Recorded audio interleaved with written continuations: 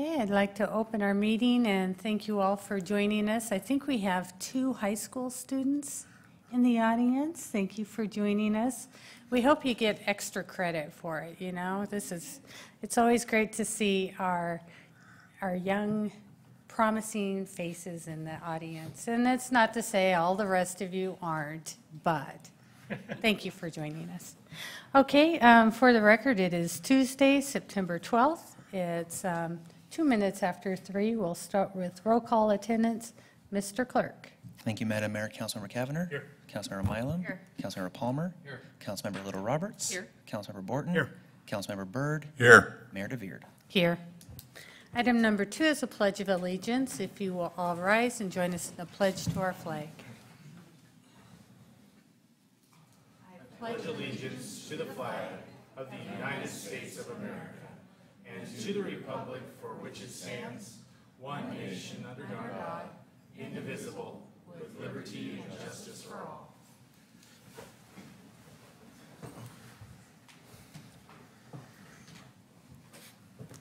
Okay, item number 3 is adoption of the agenda. Madam Mayor, Mr. Byrd.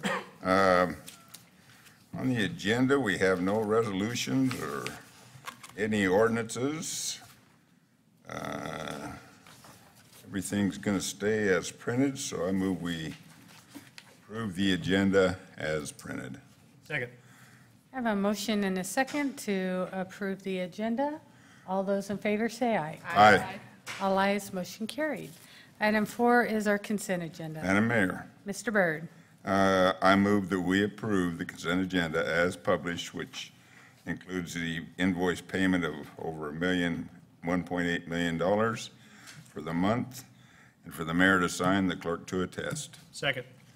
I have a motion and a second to approve the consent agenda.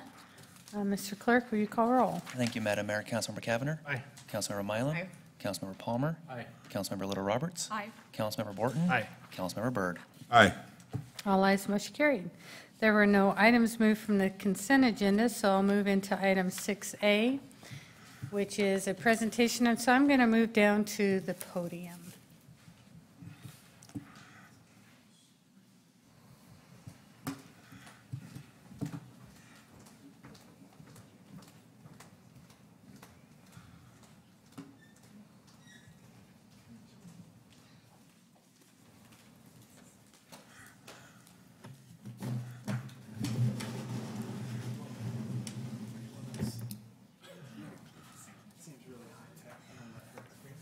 High tech. Well, it's my pleasure to present the Orchid Award to the Everts, and I'm just going to say a few words about this. The Everts weren't able to attend the ceremony where this was presented by the State National or State Historical Preservation Society, but I do want to say a few words. The Everts are downtown champions, and they're not just downtown champions. They want to be stewards of our city's history. And so this Orchid Award kind of, I think, in many regards, now we no longer have a blemish as a community because we got the Onion Award before this. So thank you, first of all, for that. But they took great detail in preserving the vault, which is, many of us remember it as elite cleaners. Really, I'm sorry, Britons, but it was an ugly yellow building that they had faced the beautiful brick behind it. It was yellow siding, and it stood that way for a number of years.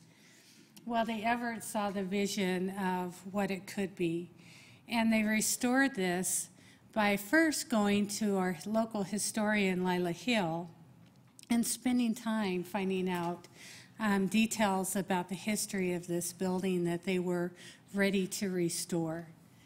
Then they really spent time with our urban renewal district to sell them on the community benefit of restoring this to its full glory and to the facility that it is today with a brick facade, with beautiful windows, and it's a gorgeous facility.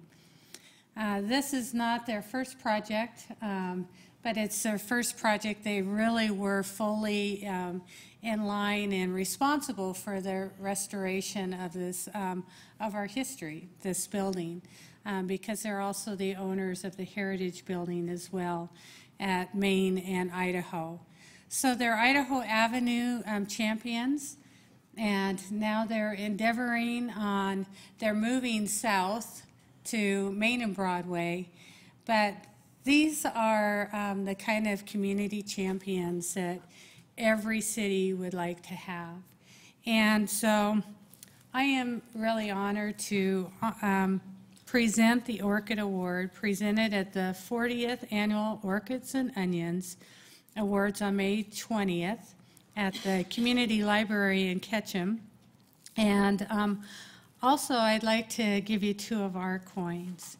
We have a coin that we put together in celebration of the opening of City Hall. And so this is commemorative in that these were only made for the opening of City Hall. And the other one is the Meridian Way coin. And we put together some of our greatest employees that are known for their excellent customer service and care, and asked them to put together something that really symbolizes that what we want to be a forward-looking face to our community and delivering our care values of customer service, accountability, respect, and excellence. And so they kind of coined this coin. It was incorporated, city was incorporated in August 1st of 1903. And they said, the Meridian Way is providing care to our community in a timely, friendly, professional, and solution-oriented manner. I think you exemplify this by your investment, by the time that you spend in cherishing the roots of our community and continuing to invest and care about our downtown. So thank you so much.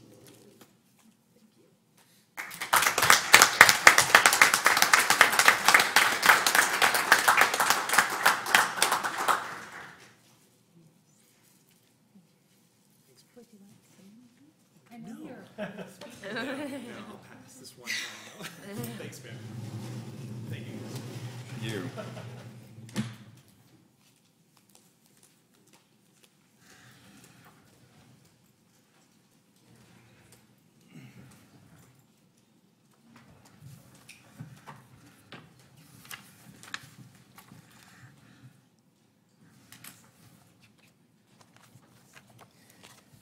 Well, they cleared out of here really fast, didn't they?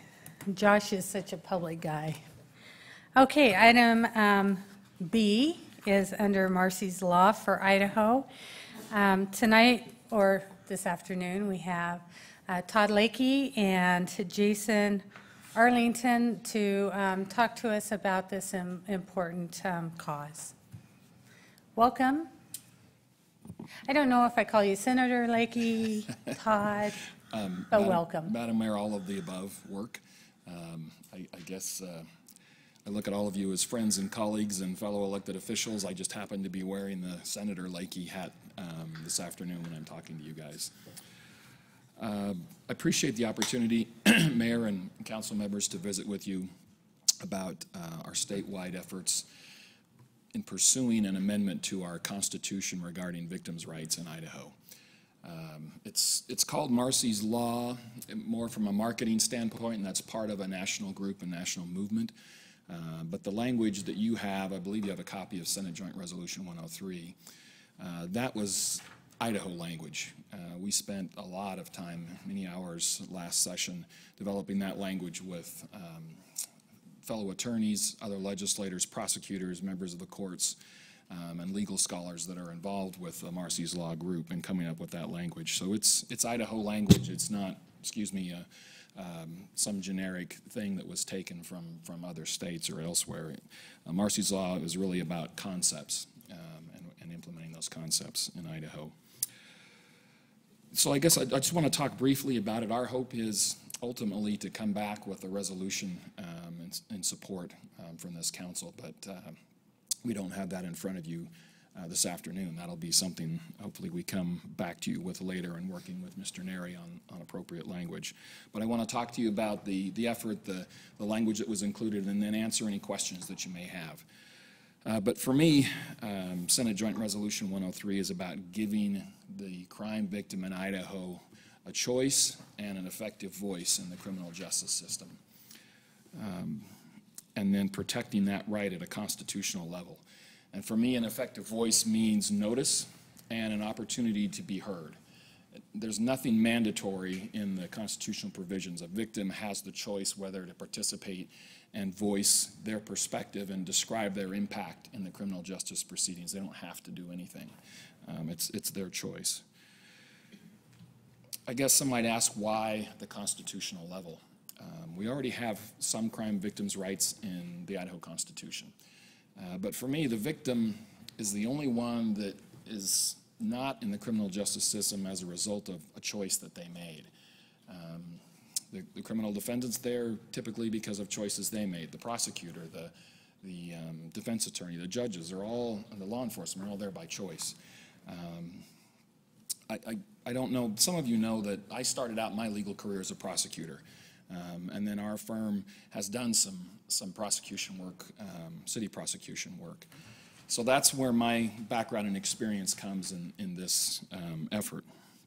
But I think it's important because of the fact that the victim is so deeply impacted by a choice that was made by somebody else, that their right to express the impact that they've felt should be protected at a constitutional level.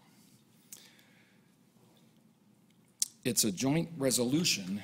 Just for those of you that don't know, the process to amend Idaho's Constitution requires a 2/3 majority vote of both the Senate and the House. And then it's put on the ballot. So the people ultimately decide whether to amend our Constitution or not, but it has to get through those two bodies. Let me talk just briefly about the main updates or the new items that we're adding to the Constitution. Idaho's constitutional provisions were adopted more than 20 years ago.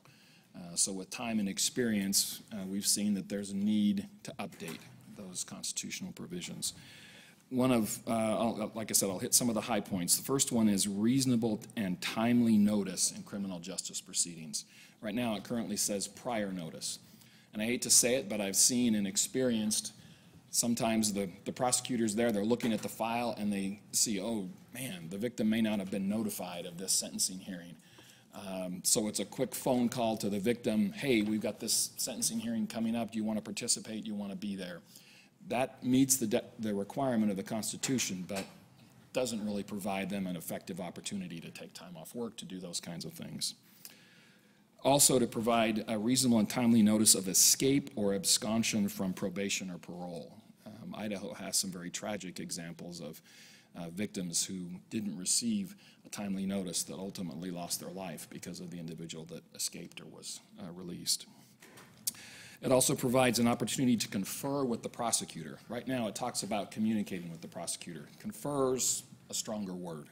Doesn't mean you can tell the prosecutor what to do or how to accept a plea or not, but it's a more engaging type of communication or conversation with the prosecutor. It also provides for full and timely restitution for economic loss, but retains the ability of the courts to prioritize among various victims. The one that may be injured more drastically, obviously their restitution could be ordered to come first before some other type of economic or property loss. It provides for reasonable protection from the accused and those acting on their behalf. We have examples in Idaho, and this is a reasonable standard, where the victim may have been required to wait in the same small waiting room with the accused, the individual that victimized them, or their family members. And the victim shouldn't have to do that. Again, it may be a matter of space. If we're in Clearwater County and that's all the room they have, at least maybe put them in the clerk's office or some other place while they're waiting for court instead of in the same small area. It adds some additional proceedings that are not currently provided for. First, it adds for notice and opportunity to be heard in post-conviction proceedings. Those are proceedings after conviction where the judge has an opportunity to potentially modify or do something different with the sentence if they meet the criteria. Notice and opportunity to be heard at an acceptance of a guilty plea, at parole discharge, at commutation or pardon being offered by the governor, and then at also notice of post-conviction or post-arrest release. It also gives the opportunity for the victim to speak on their own behalf or to have a representative or family member. Sometimes that's the prosecutor under the current system. I've sat in court at the table with somebody, she just really struggled to be able to articulate what impact that reckless driver had on her and her daughter. She just wasn't comfortable in court. She was shaking. She couldn't really talk about it. And being in close proximity again to that person that was involved. So it gives them the opportunity to speak for themselves, to have somebody speak for them, or even have their attorney speak on their behalf. But this isn't actively participating, not like an attorney that would stand up and object or say that the judge doesn't have grounds for this type of decision or that. It's simply, again, to articulate the impact that they've experienced and have the judge consider that in their decision. It also notes that these rights under the Idaho Constitution are not or do not supersede the federal constitutional rights of the accused. Obviously, speedy trial, fair trial, and all those things supersede these rights. But these rights do not supersede them. So, Mayor, Council members, that's the high points of Senate Joint Resolution 103. As I said, we're hoping and we are building statewide support and hope for your support. I'm happy to answer questions if you have them now, and I would like to bring back a resolution if possible. Thank you, Senator Lakey. Questions? Madam Mayor. Mr. Palmer. Madam Mayor, Senator, can you kind of have a history on how this went in the 2017 session? Sure. Mayor and Councilmember Palmer, we spent probably 7/8 of the session in the Senate trying to get the language right. We met, we probably started in January meeting to work on the language, and it just took us that long to get the language right. It passed unanimously in the Senate.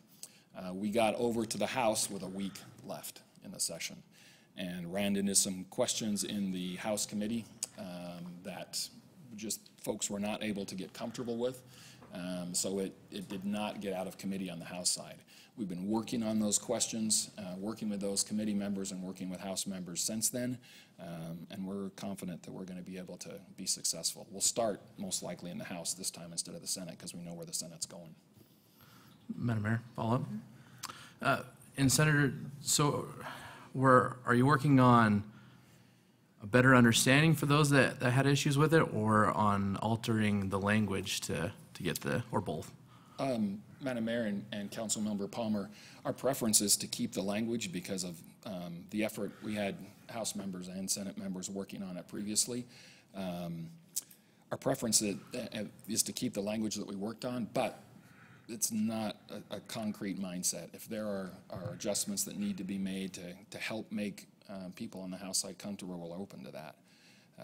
So it's kind of an effort to hope we can keep this, but if we need to make some adjustments, we're open and we'll do it. Madam Mayor, one more, if I may. And Senator, would you like the resolution to be in support of the bill as written, or in support of the idea of Marcy's Law?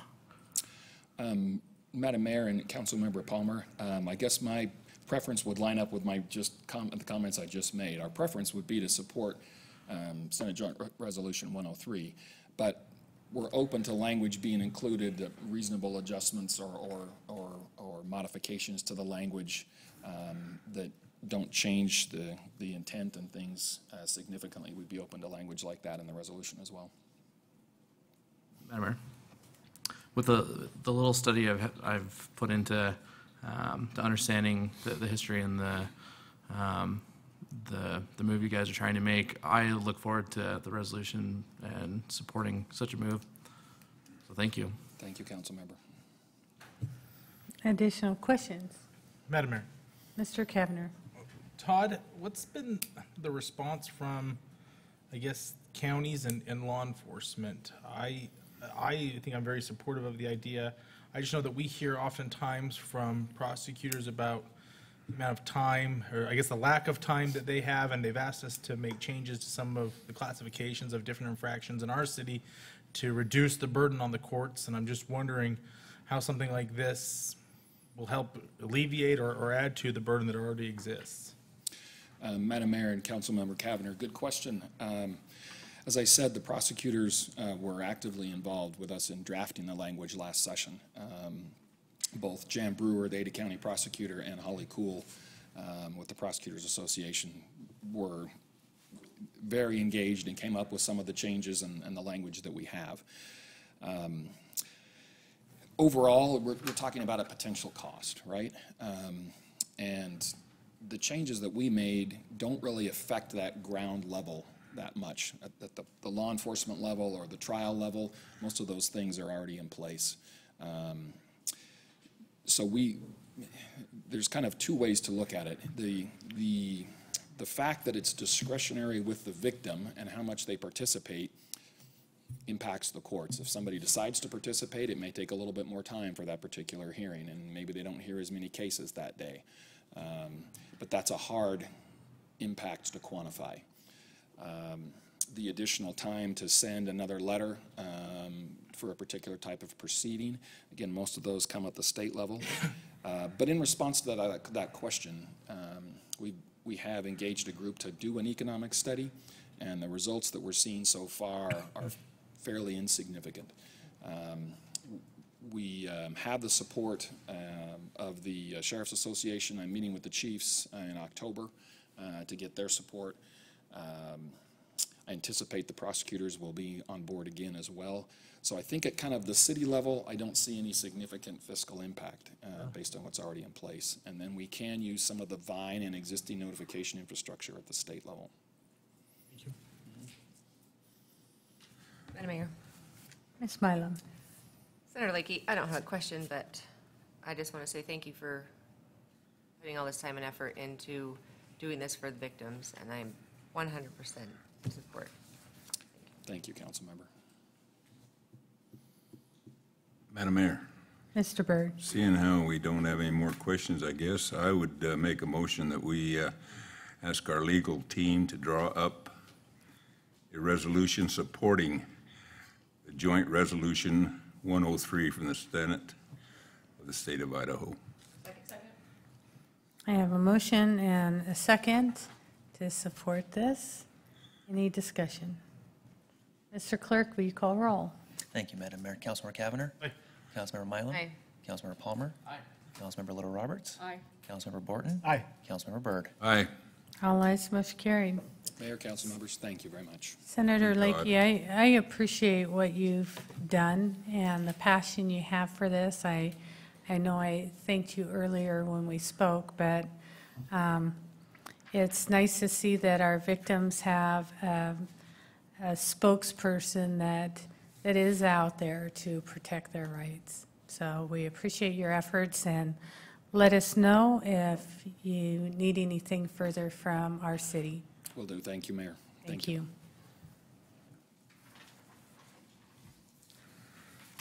Okay, item 6C is a presentation on Verizon's small cell program. So I'll turn this to Mark Estes. Yes, good afternoon. For the record, Mayor, members of the City Council, my name is Mark Estes, and I am partner with a public policy firm here in Boise, Gurn and Ellis, and with me today are two representatives from Verizon. They're going to be giving you a presentation on small cell technology, and they have extensive experience and expertise in working with communities across the region, and have been actively involved with many of your community partners. And so we thought the time was right to come in and give you simply an education educational presentation on what small cells are and allow you to ask any questions in terms of things that you all may want to have a better understanding of. So with that, I'll introduce you to Crystal Canada and Casey Gibson. Thank you, Mark. Thank you, Mark. Hi, Casey, or Crystal. Yes. Madam Mayor and council members, thank you very much for the opportunity to be here to present and share about small cells. We'll go through our presentation and then leave plenty of room and time for any questions that we can answer after that. So Verizon's goal is to connect our homes, businesses, and communities. Why we're expanding our network. Specifically here in Idaho, we're seeing 76% growth year over year in smartphone usage. Verizon has the largest market share within Ada County. We have 46.4%, and ensuring that we have an adequate network to support our customers' emergency services is critical for us. So that's one of the reasons why we're here and wanting to make the investment in small cells within the network. Why we're expanding our network. In 2015, the average smartphone in North America consumed 3.7 gigabits of data per month, and this is expected to increase to 22 gigabytes per month by 2021. Around 52% of American households are now wireless only. So 1 in every 2 American households rely solely on their mobile phone as their primary means of communication. And in North America, the average household has 13 connected devices, which is astronomical to think about that. So we are seeing on a national average 57% growth year over year, but here in Idaho, we're seeing 76% growth, which is just astronomical. So to keep up with that growth, Verizon intends to deploy macro sites. We'll add as much capacity to those sites as we possibly can, and then we'll deploy small cells. So the difference between a macro site and a small cell. A macro site is the larger towers that typically have 12 antennas. It's 3 sectors of 4 antennas each, and it's all of our technologies. Voice, 3G, 4G, and some of our older technologies. Small cells are intended to be an underlay to that macro network. They cover between 200 to 1,000 foot radius, and they're much lower and closer to the user. And with that, they're much more aesthetically pleasing. A macro site can cover a couple miles in either direction, and I get asked quite regularly, why don't you deploy multiple macro sites if they provide much more service in all of the technologies? And in the 4G space, which is what we're seeing the usage on, if you put 2 macro sites next to each other, they actually cancel out service. It causes the opposite effect of what we're trying to do. So small cells were created to be an underlay to that macro network. The objective of a small cell is twofold. One is capacity offload. So we put them in areas where we're seeing a lot of people congregate and use their phone. Basically the 76% growth, so pretty much all throughout the city of Meridian, we would want to place small cells. They're also great for to fill in coverage areas where in a residential neighborhood, a macro site wouldn't be permitted by zoning ordinances. Small cells are much less obtrusive, and then they can be placed in the right-of-way. So they can provide that dip in service in it for coverage reasons as well. Small cells, the characteristics are the antenna heights are much closer to the user at 20 feet to 40 feet, and I know that's a pretty big difference, and why we include that difference is because we try to fit small cells within the existing height limits within a zone. So in Denver, for example, downtown Denver, their light poles are 30 feet 1 inch. So we put our own poles in the right-of-way because we couldn't attach to existing infrastructure, and we built them at 30 feet 1 inch. So we try to blend into the existing aesthetics within a community. They're much lower power, small cells are, than macro sites. Again, because they're lower power, they provide a much smaller footprint, 200 to 1,000 foot radius. The benefits of a small cell are enhanced emergency services, ensuring we have adequate coverage and capacity throughout our network, improved user experience, allowing faster throughputs. It is the platform for evolving technology, so ensuring we have a sufficient 4G network will allow us to build on that eventually to 5G. And they're aesthetically a much smaller design, and they aid in economic growth. And in Meridian, we're seeing significant growth within the community. The components of a small cell, there's 4 main components. We've got an antenna, 2 radios, power, and backhaul. This picture to the right is in San Francisco, and we deployed 400 small cells within San Francisco for Super Bowl 50. It's attached to an existing light standard. Above, I don't know if I can use a mouse, above the mast arm is the antenna in shrouding, and then midway down the pole you can see metal stripes, and those are the 2 radios attached to the exterior of the pole. There's a direct connection for power to the radios, and fibers underground and connects to the radios as well. All the electronics, all the cabling is on the inside of the pole, so it's a pretty minimal design. So what we're looking to do is to deploy small cells within Meridian, within the right-of-way, and there's 3 main design options. The first design option would be a streetlight, and this is probably our most prevalent design. It's an antenna enshrouding above the mast arm and 2 radios midway down the pole, and then direct connection for power and fiber. The second option is a Verizon-owned pole in the right-of-way, and this is a picture in Denver that I mentioned, the 30-foot, 1-inch pole, and this was a solution that Verizon created with Denver's Public Works Director and Planning Director because we couldn't attach to existing infrastructure. So this was the only solution to provide the densification that was needed. And then the third option is traffic control poles.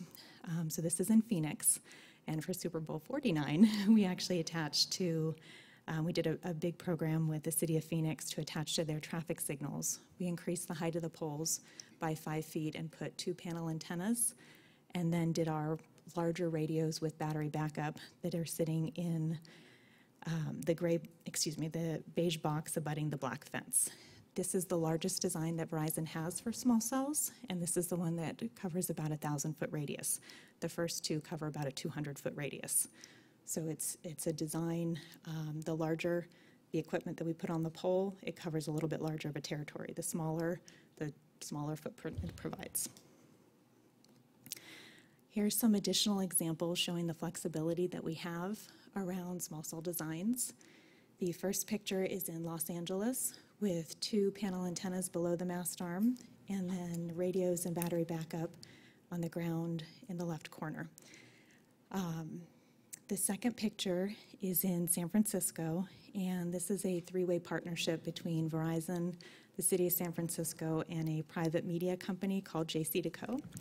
And these are existing newspaper kiosks throughout the city, and we cut off the top of the green newspaper stand and created RF transparent material. So there are antennas behind the top of that newspaper stand. So aesthetically it looks exactly the same, but now it's a small cell location.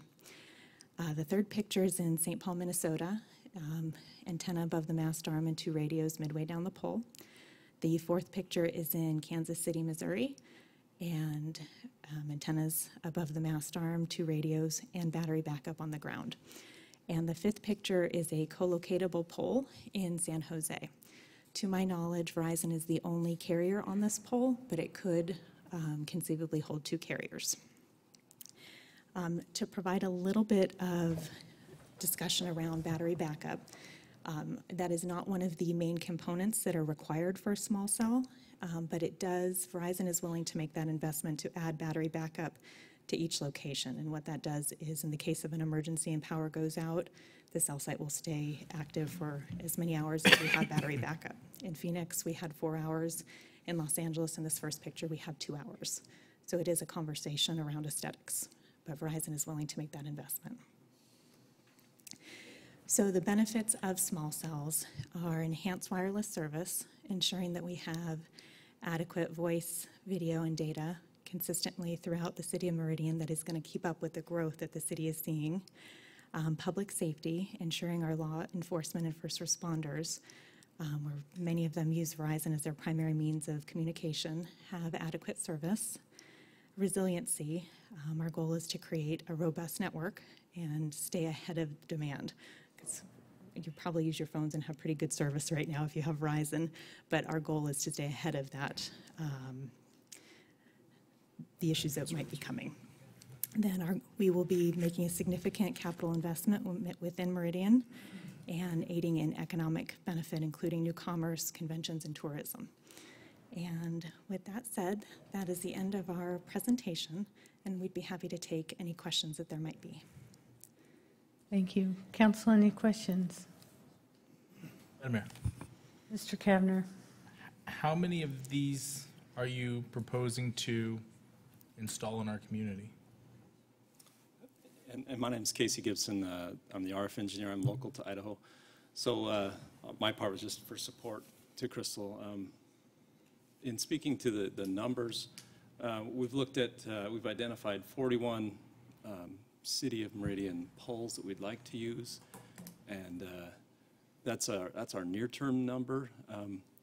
If you look at our 3-year plan, the number would grow probably double that.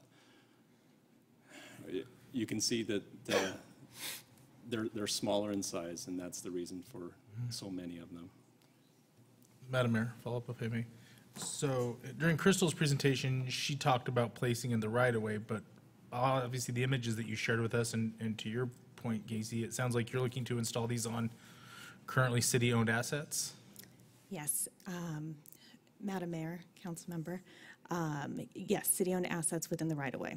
So we have worked with city staff to understand what poles are owned by ACHD, what poles are owned by the City of Meridian, and areas where there is no existing infrastructure. We do have an agreement in place with ACHD that allows us to attach to their infrastructure, but we would like to put an agreement in place with the City of Meridian that would allow us to attach to City of Meridian infrastructure. How the ACHD agreement is set up is it's non-exclusive and it doesn't obligate ACHD or Verizon to anything. It's just the overarching terms. If we were to enter into an individual site license agreement for an individual location, after ACHD approved the aesthetics of it, as well as the city which it would be residing in. Madam Mayor, one additional question.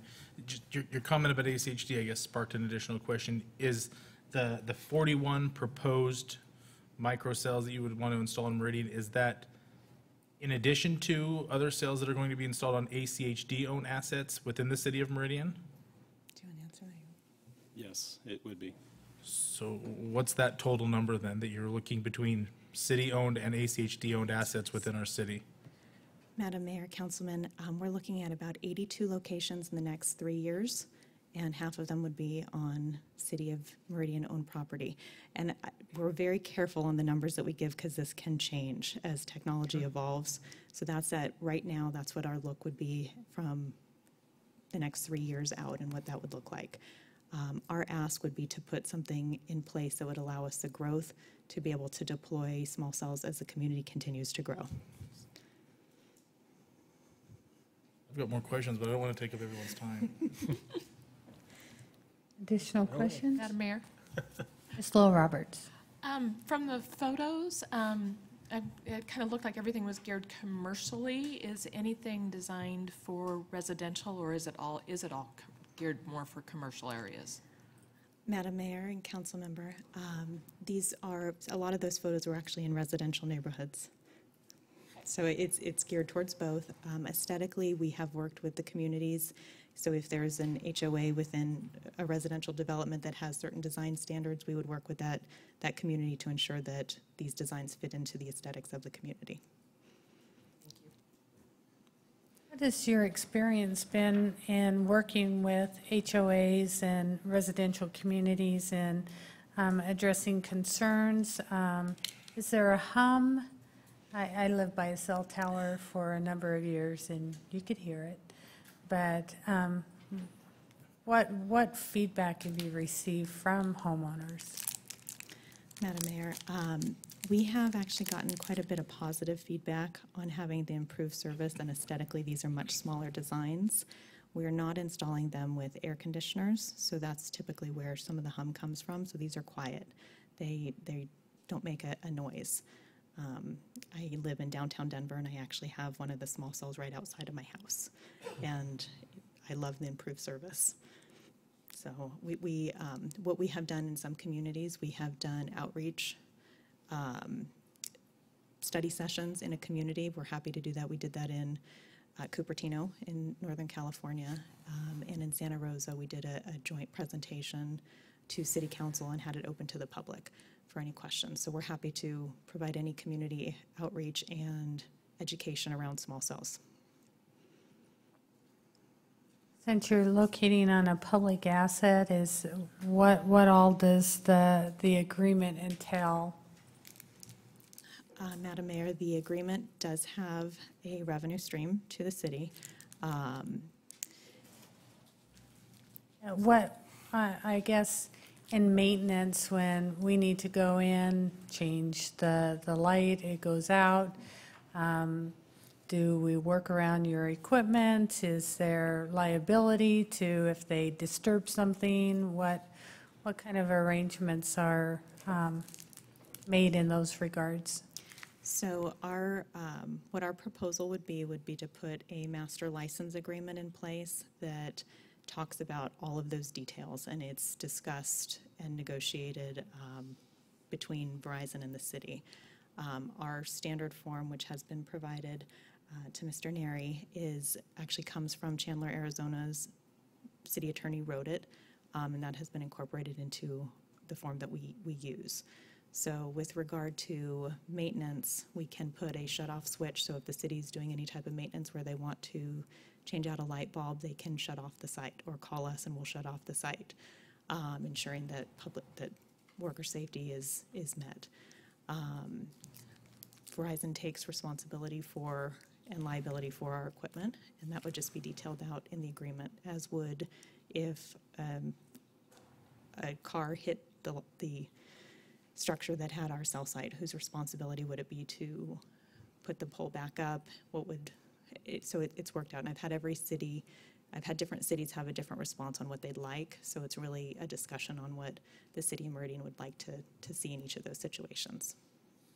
And have you worked with our public safety departments in terms of where you do desire placement and if it fits within their communication needs as well? Madam Mayor, we have not had those conversations, but how we would like our proposal to structure this program would be an overarching agreement that the city and Verizon would work out, and then for each individual location, we would have those conversations. So it wouldn't be a one-size-fits-all. It wouldn't be a blanket. By putting this agreement in place, you're giving us carte blanche to do whatever we want. We would work on each individual location and ensure the needs of the neighborhood, the HOA, if it's in a residential neighborhood. We meet planning guidelines, public safety, Public Works is involved. So we would go through each individual location, work with each of the departments. I'm sure we have an interest since we are a Verizon customer, so. Any additional questions? Madam Mayor? Mr. Palmer? Madam Mayor and guys, the ones that are hooked up to the streetlights, does the power connect right to the same power as the streetlight, or is it's its own separate power source? Madam Mayor and Council Member, power is dependent on what the utility company will allow. So we can do a direct connection, but we typically only do that with municipal utilities where legally we can attach and they can provide us power directly off a streetlight. Here in Meridian, it's Idaho Power territory, and we have an agreement with Idaho Power to have unmetered service. So it wouldn't touch the city's power to each location. We would have our own service to the cell site, but it would be unmetered, so you actually wouldn't have a meter at each location. So aesthetically, it would be very similar to the designs in San Francisco, not in Arizona where there was a meter attached to that box. Madam Mayor? That's a bummer.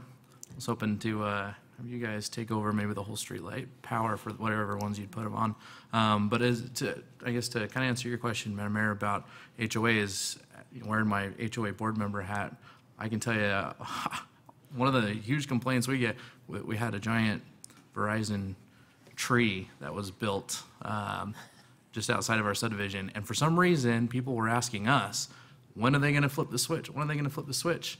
Because they were pumped to have the goofy-looking Verizon tree, which it looks fine when there's leaves on the trees around it. Just when those trees go away in the winter, then the Verizon tree is like, what? But so I can tell you, our neighborhood would have been pumped to have opportunities like this. And the board would have, at least this board member would have supported it.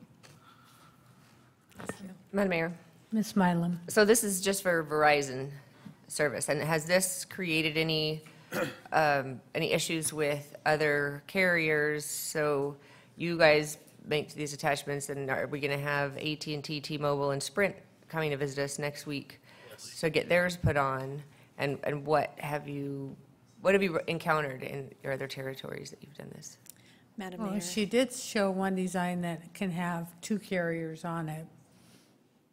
But can you supply any more carriers than the 2, or is that a minimum per pole?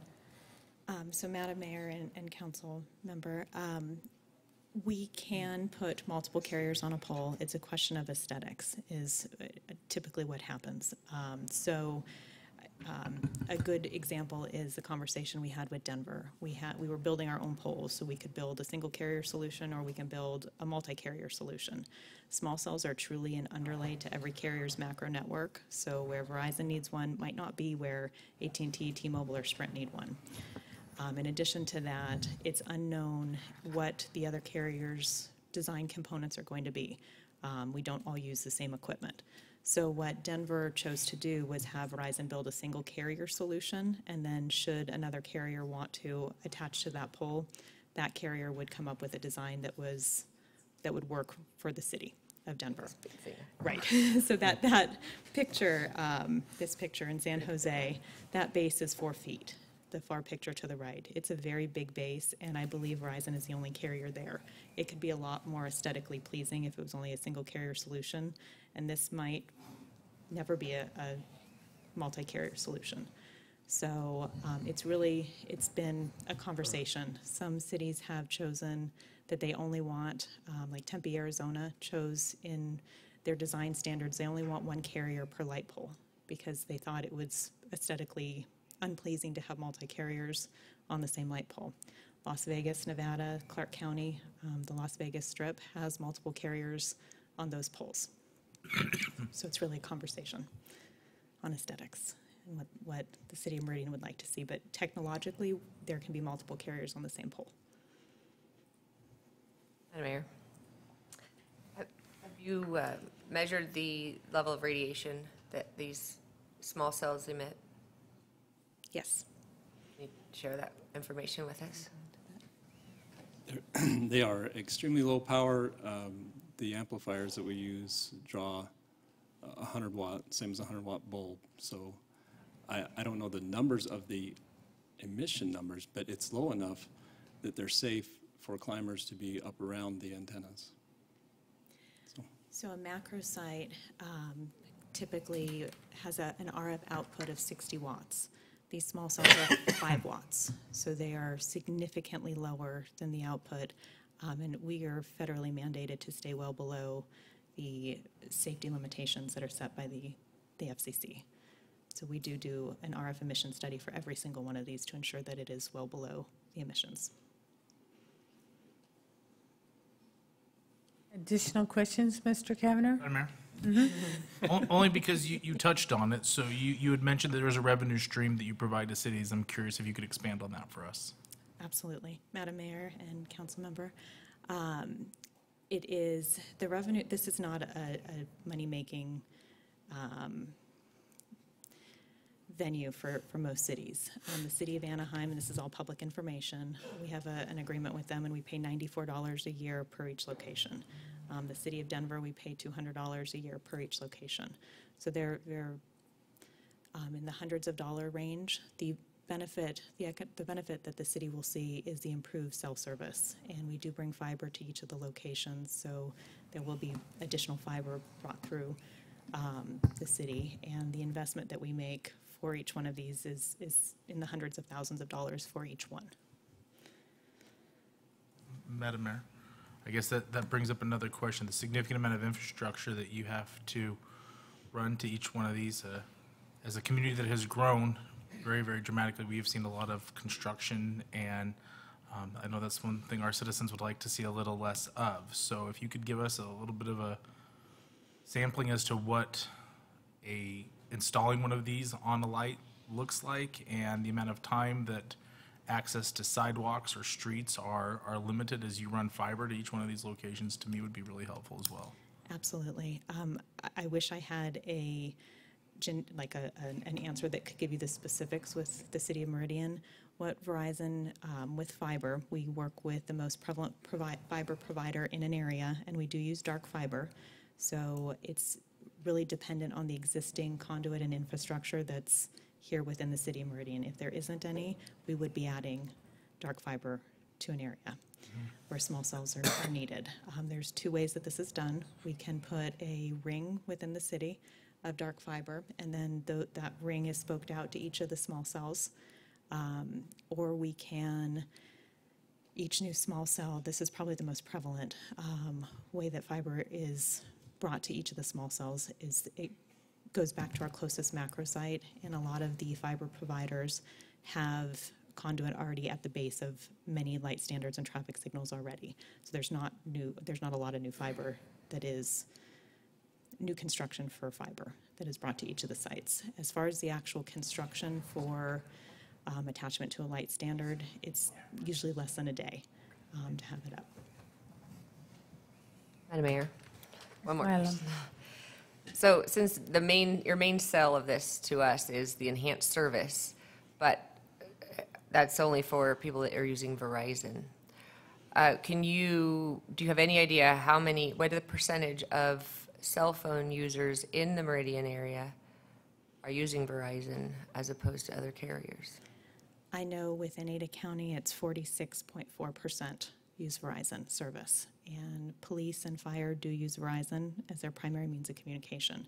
I don't have it broken down into specifically Meridian. I have it broken down by county. I can probably find out and follow up with you. Thank you.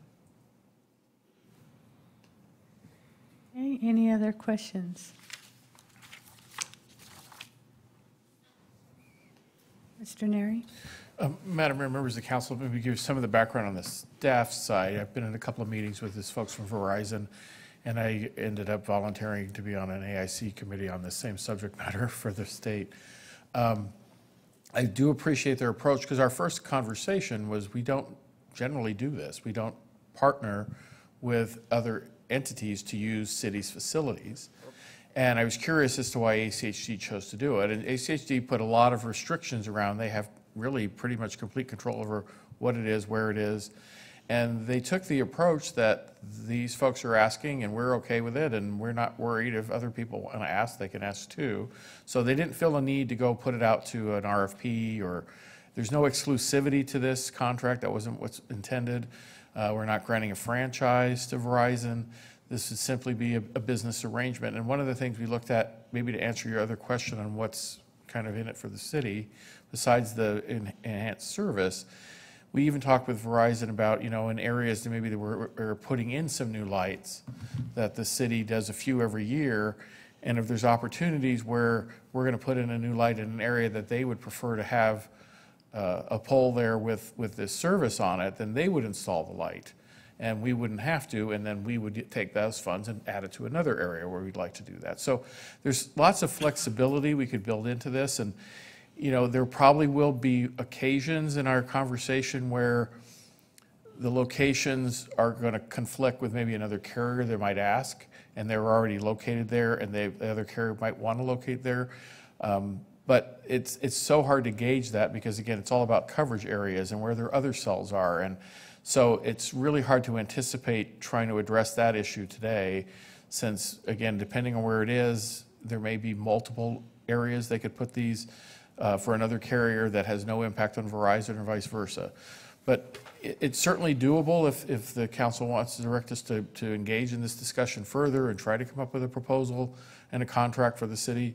But we definitely saw from the model that ACHD created that, again, the power to approve it is totally in the entity's hands. The ACHD has the absolute authority to say, we don't want it there. It doesn't matter whether you want it or not. We get to choose that. I would anticipate we would have similar language, that it's always going to be our decision ultimately. But again, there is some value to the city. in providing another opportunity, avoid some of the larger poles. I think that was one of the discussions we had was you see occasionally ones that come in front of you, they want a large pole, which does sometimes impact people negatively. They don't necessarily want those large poles.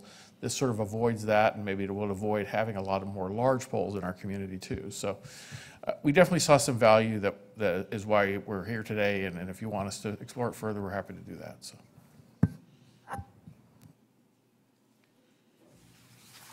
Madam Mayor, Mr. Borton.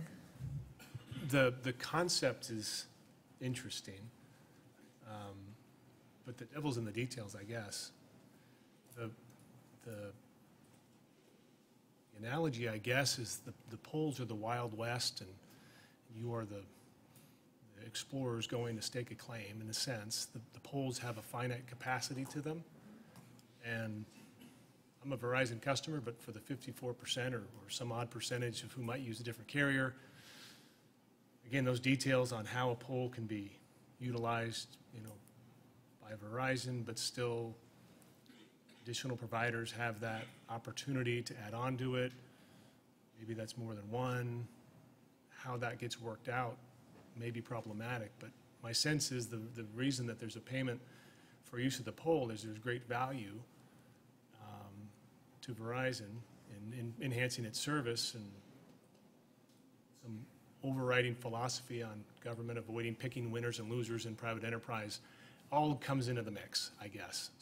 So the concept is interesting, but I don't know if there would be so many safeguards to ensure fairness and not over-dabbling and picking winners and losers, and the ability to maintain fairness for other providers, and the ability for the city to remove or control at the city's discretion where they go and how they go. I don't know if that overly, it negates the value to Verizon. But, so the concept, I think, is great, but it sounds like there's really a lot of, and you might already have those all addressed from other municipalities, and Mr. Neri might already have it, but those details I'd want to know more about. I think the bottom line is staff and myself, we've had a little bit of time to process the idea and the discussion, and the discussion doesn't need to stop here. This was to inform and to share the possibilities. Certainly, I appreciate there's always a leader out there and finding better service for their customers, and I don't think there should be a penalty for trying to do better. I think there's also a benefit of locating on public infrastructure, because you don't want these all over. And the macro is intrusive. And this does have a softer presence in your community. And I agree, it has an economic benefit. And so I think today was really to plug the idea, to get you to start thinking. We can bring this back as you see, because it does have a lot of tentacles in different areas. So we would like you to take the information. We can put it back on the agenda for further discussion and further questions as you've had a chance to kind of absorb this. Madam Mayor? Mr. Palmer. Madam Mayor, maybe this is a question for Warren. I think I've asked you this now twice in as many months, and I don't have my budget book in front of me. I don't remember what your answer was. How many streetlights do we have that the city owns? Off the top of your head. Madam Mayor, members of the council, I believe. Warren, turn your mic on, please. Your mic. Okay. Madam Mayor, members, no, that's better. I believe the current number is about 5,500. Madam Mayor? Yes, I know your point. And Mr. Palmer. What was it, 41 that you're looking to do within Meridian? 41. So, and there's 4 major carriers. If all of them wanted, we're looking at 120 maybe out of 5,500.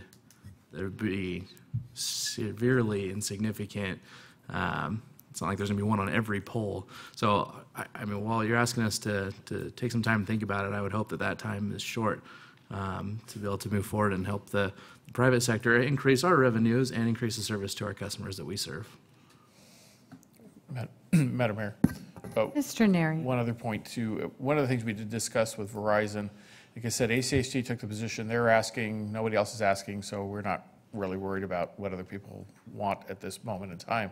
But we said we could put out something like an RFP to make people aware we would be willing to do this if you're interested.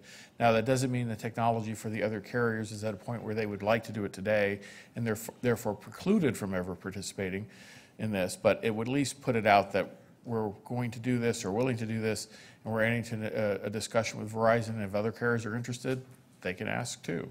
And at least they're on a notice that we've at least inquired and put that out publicly that they can ask us if they want to do that, so. Just a thought. And I guess I would just ask you to also consider that, you know, although probably everyone has their own carriers, this is an important ingredient with our public safety first responders. And in having service, I like the fact that we have backup batteries so that as we have any kind of crisis or catastrophe that it enables our responders to continue to utilize the technology that allows them to communicate with each other. So I guess, Council, if you want to have a chance to process this, what do you want to put it on next week's agenda? I don't even know if Mr. Neri is ready with any kind of proposal and what anything would look like. So we could seek a direction, and Council can continue to work with Verizon on an agreement. So, Madam Mayor. Mr. Kavner. If I may, thank you for asking the question about this. I think it's put us at least to have a good discussion up here. My 2 cents on this particular piece is that I think that while only one carrier is asking, it's inevitable that all of them will eventually come asking one day. And rather than building an agreement based on the request of one, looking at what is best for Meridian and its taxpayers long-term, and develop an agreement that we feel comfortable with regardless of who's asking. So rather than putting together an agreement based on one particular carrier coming to us, what is our standard for this type of request that comes forth? And that way, it is a level playing field for everyone. And if it's Verizon who's asking, or Sprint, or AT&T, or whomever the next generation of telecoms come to Meridian, we've got our plan in place. And if you want to build on taxpayer-funded infrastructure, this is what the agreement looks like. And Mr. Kavner, that is exactly how staff has been approaching it. Madam Mayor, Mr. Byrd. I think that we need to proceed with staff recommendations, and we can get a master plan, whether it's with Verizon or whatever carrier it is. We can have it. We've got, evidently ACHD has got a agreement that works out. I think this is a win-win situation, and as the other carriers come forward, they can participate in the same agreement as long as we get an agreement that covers everybody. Thank you. So, Council, would you like this on next week's agenda? Let's go for 26th. 26th. 2 weeks, give Bill some time. Yeah, Madam Mayor? What's that? For an agreement or direction, I guess I wasn't clear. Yeah, I thought we'd put it on next week for direction, give you a chance to give it any further thought, and maybe for the 26th for staff's recommendation on an agreement. Okay. Mr. Borton. Sorry. No, that's fine. Okay. Any further, anything further? Does that, it seems like everyone agrees to that approach. Madam Mayor, all I was going to say is it sounds like there was pretty unanimous direction to go forward, craft the agreement, work out what those details would be from a master agreement level.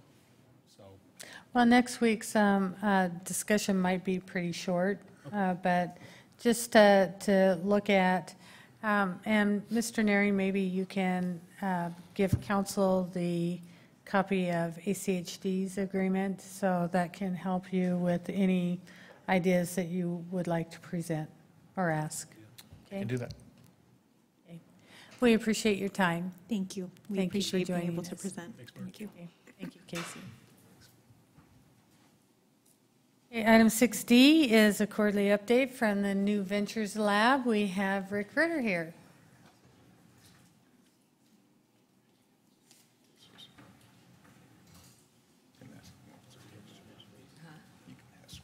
Welcome, Rick. Thank you, Madam Mayor.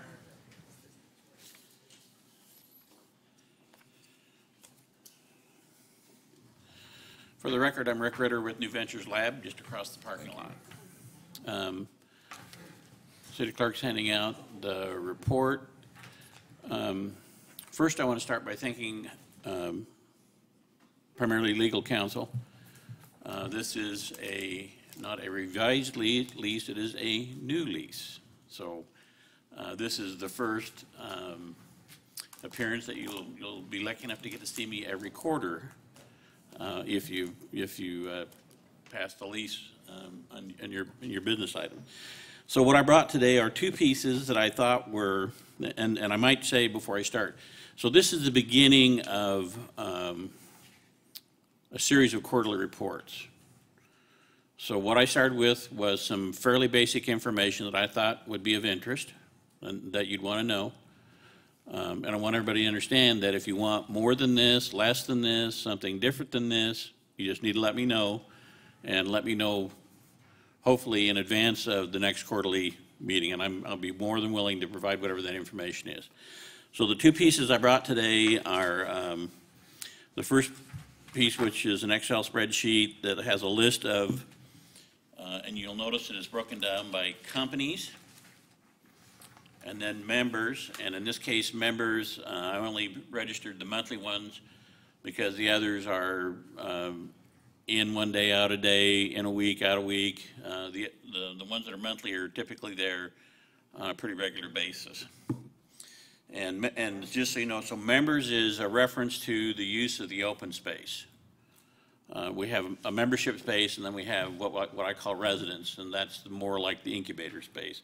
So the companies you see are in the resident space, the incubator space. There are 12 companies, and I've given you a sense of the business segment that they cover. There are 7 monthly members, and again, one of the things I should mention is, let's see here, Steve German, CloudSpot, Sam Jenkins, and Jacob Morris are all, those are kind of interesting because they're not companies that are likely to locate to Meridian. They work for companies that are not here in Idaho.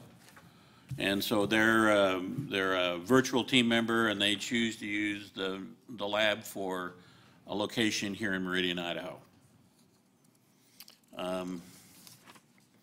Second page, you'll have a list of, and I call them departures. And I figured I'd probably have some questions on that because what's a departure? So I'll let you read through that list, and if you've got questions about what are departures, I'll be glad to address that. And then at the end of that, I listed the prospects, and those are people that I affectionately refer to as my outhouse folks.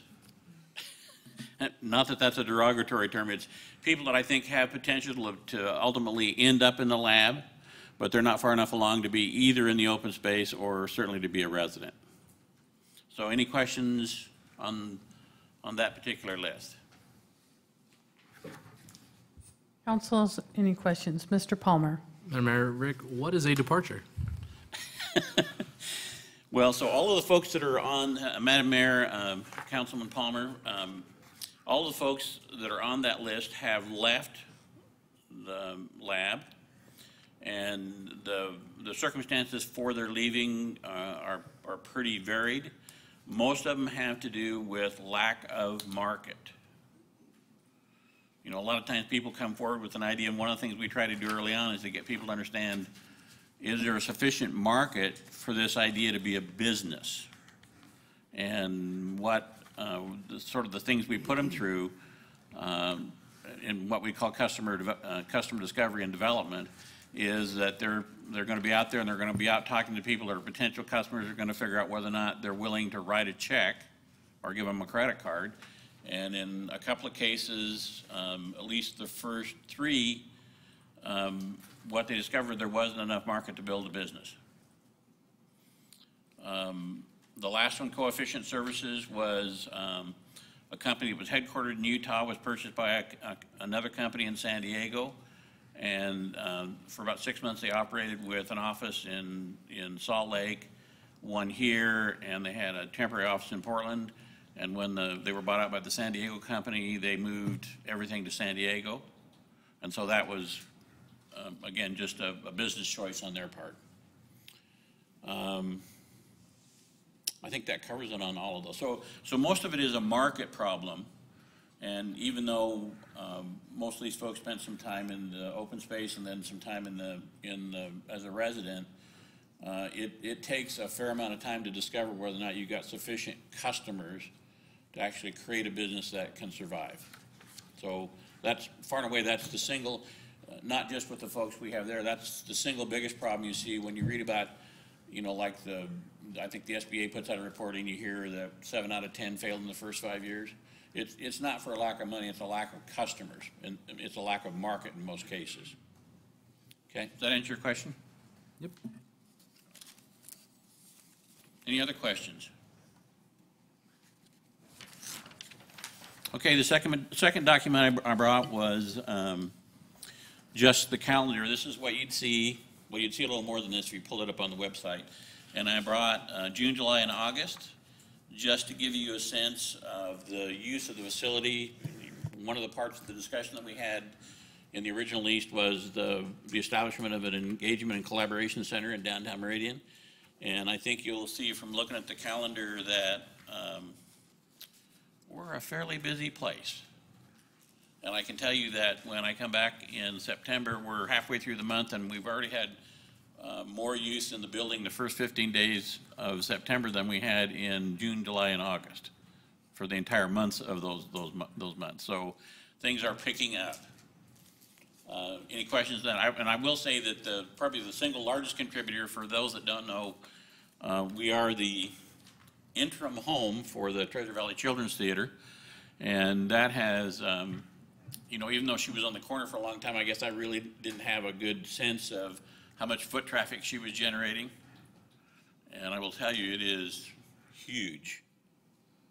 We have people, kids, actors, all day, every day during the day. And this year they've started to pick up a lot of business from homeschool, doing educational programs for homeschool groups. And so that's even ratcheted that up a little bit. So, but we're tickled to have them because everybody enjoys singing lessons in the afternoon and acting classes in the morning.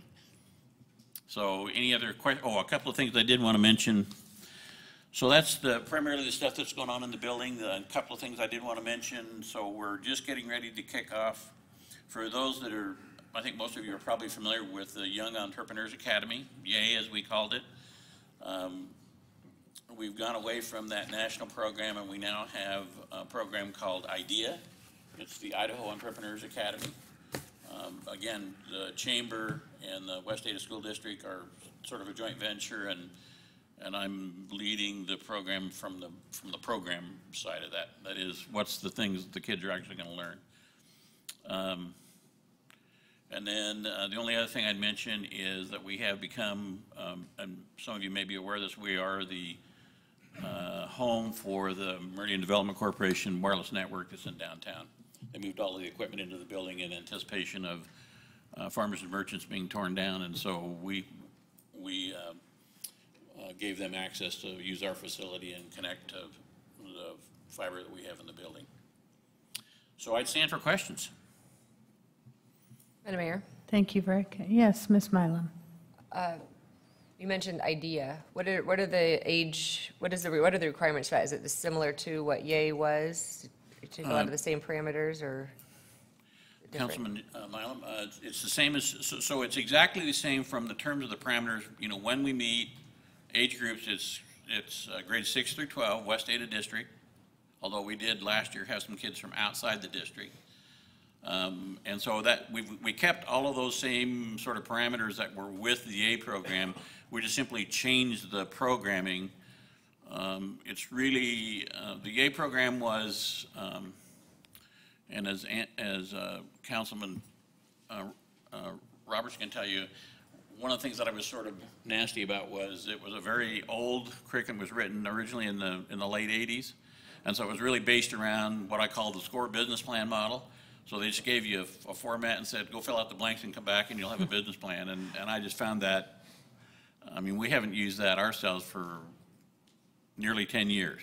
You know, the world's evolved in terms of how you take an idea and turn it into a business. And so the programming that we're using this year is more along the lean, what's called the lean startup. And we were lucky enough to be we're a part of a pilot program that's being run by the University of Illinois, Urbana, and a private sector person in a book called Focus Framework. And it's been interesting because the universities it's 11 universities and us.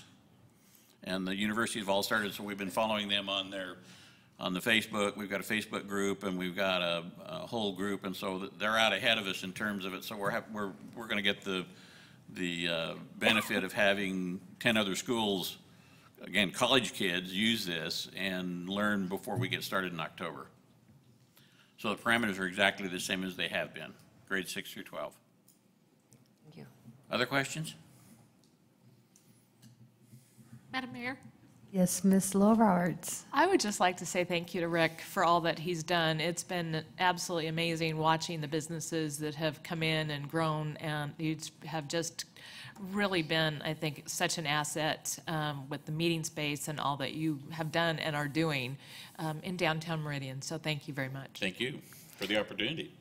Well, yes, because Ms. Roberts really brought it to the chamber in terms of something that we could really help to inspire our young entrepreneurs. But she has sung your praises and what you've brought to the program and your dedication to teaching these inspiring young entrepreneurs. So we greatly appreciate that, Rick. That's why we're here. Thank you.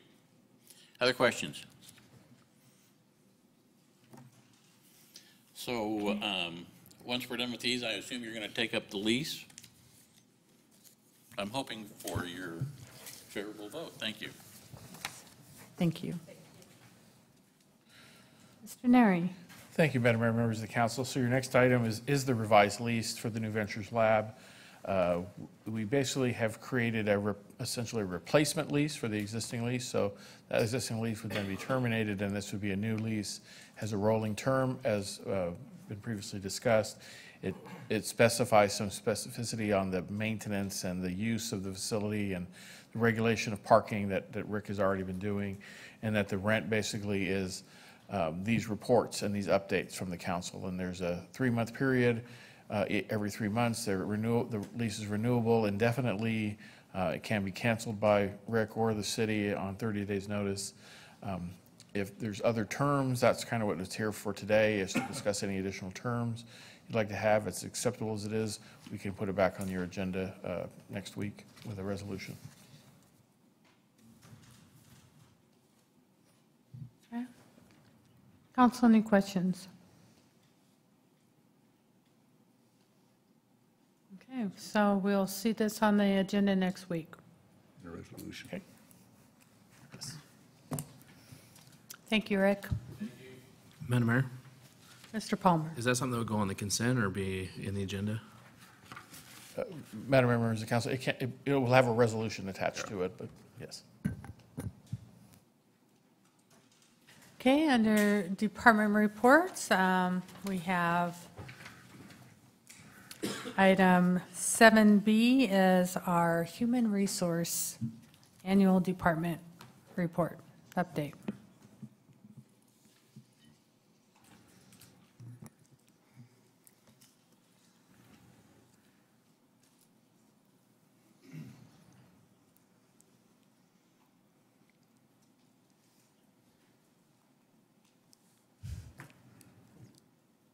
there it goes.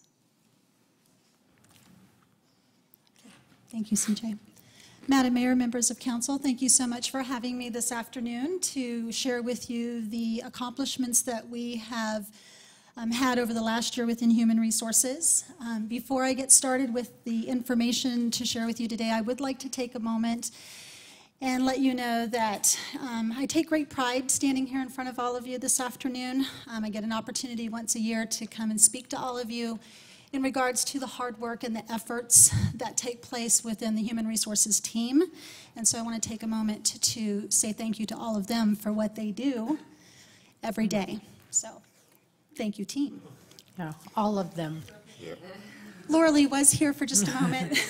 Jessica's watching upstairs, and Brittany is watching it from home because she's had a new baby. So I know they're there in spirit, if not behind me. So here's the information I'd like to cover with you today. I'm going to cover a number of different areas in human resources. As you can imagine, we support a staff of 406 employees, and there are 5 of us who do that. And on any given day, there's a number of different events or a number of different questions or a number of different services that our employees need from us. And I'm going to make every effort to capture those and give you an update in each of those categories this afternoon. So you've seen this slide before. I shared this with you last year.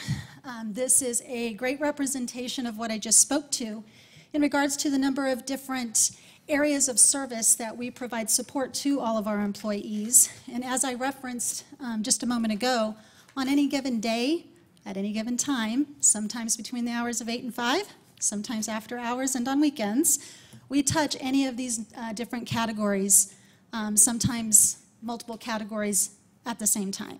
So just wanted to refresh you with what it is that we do each and every day. So the question comes up, that's a lot, and it looks like a lot, and I see a nod of heads in agreement, but the question is, how do we do what we do? And honestly, it's teamwork. The 5 of us have to come together to provide the support to the employees, the answers to the department employees, and we do that through a number of those different areas. As a result, we have great teamwork in HR, and I'm very proud to stand before you and share that with you. So I'd like to just walk you through a little bit of the commitments that we made last year at this time when I stood before you with our department report, and talk a little bit about where we are with the projects and initiatives that we communicated to you. So this slide will look familiar to you, and I'm going to breeze through these next 2 slides. These are the 2 that we closed out our report to you last year with what we were going to work on in FY17. And this is the second slide of that category. What I'd like to do is show you everything that we've accomplished.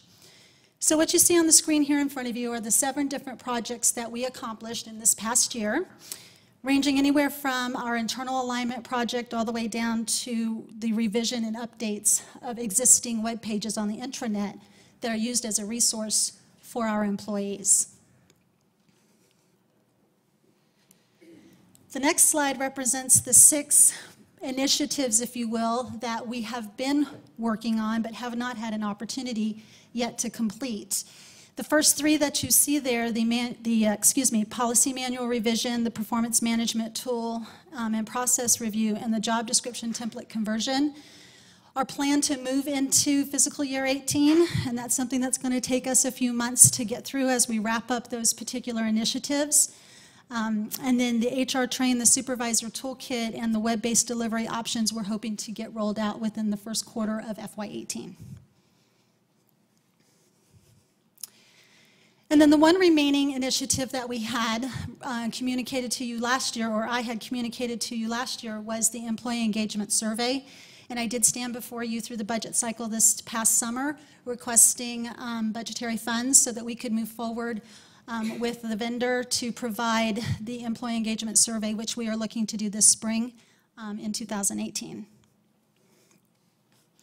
So in addition to those specific initiatives that we communicated last year, we did so much more. So this next slide represents the number of different things that we did handle and accomplish in addition to those initiatives. And first and foremost, in the upper left-hand corner of that slide, you'll see that we hired over 140 employees since October 1st of last year, and that's to date. And that is a significant effort that is in partnership with the different hiring managers, the finance department, the HR team. It is certainly takes a lot, but it gives back a lot when we get the right people in the right jobs here at the city. You'll see that there's a couple of different initiatives there that are highlighted in bold. And I just call those out specifically as they touch the different areas of the services that we support. We did enhance our new employee orientation this year. Some of those enhancements included a welcome video from the mayor.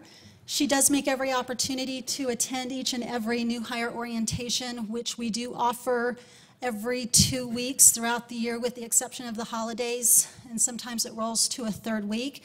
And we do appreciate you very much coming and welcoming the new employees to the city. They appreciate your time there, but we recognize you're busy and sometimes you can't attend.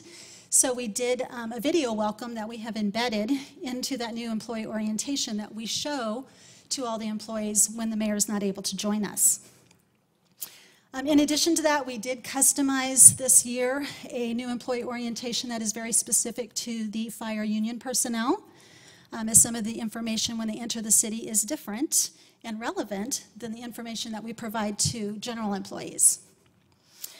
I've also touched on the internal alignment initiative. That was a significant effort by the HR department, but it was also in collaboration with the departments that we support. Each of the hiring managers that had identified job descriptions were sent out to those departments for them to review and update those job descriptions, and then they were sent back to Human Resources for review and classification. And between Human Resources and the hiring managers in the different departments, we touched about 67 job descriptions just this year alone. We did process, and I'll talk a little bit further about our FY16 performance evaluations, because again, that is a huge annual effort that is in partnership with our payroll department. We had a successful completion of the iCurrent discount training program that the city participates on an annual basis. We facilitated numerous open enrollment meetings to prepare all of our employees for upcoming changes. And not only did we facilitate those, but Christina actually enhanced those presentations by offering computer-led sessions in the IT training room that she made herself available for multiple meetings so employees could come in and work with her to go through the system and do their elections. And then there at the bottom, you'll see that we also presented a little over 50 employees this year with the Years of Service program and recognition programs. HR and the mayor travel around the city, and we recognize, along with the department directors, each of those employees' accomplishments with their tenure with the city. So with that, I'd like to just kind of talk with you a little bit about our employment efforts that we've had over the last year. As you can see here on the slide before you, HR does have a primary responsibility for managing, assisting, and handling all of the employee-related matters here at the city. In the lower left-hand corner of the slide, you'll see that we have, as I mentioned earlier, 406 employees to date, and the data there below that shows you the breakout per department.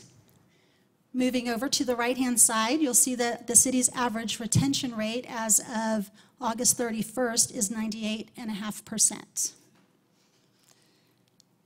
Going down, the average years of service that we have here at the city is a little over 8 years, and you'll see each of the categories represented there for the milestones. And then at the bottom, you'll see the average years of service by department.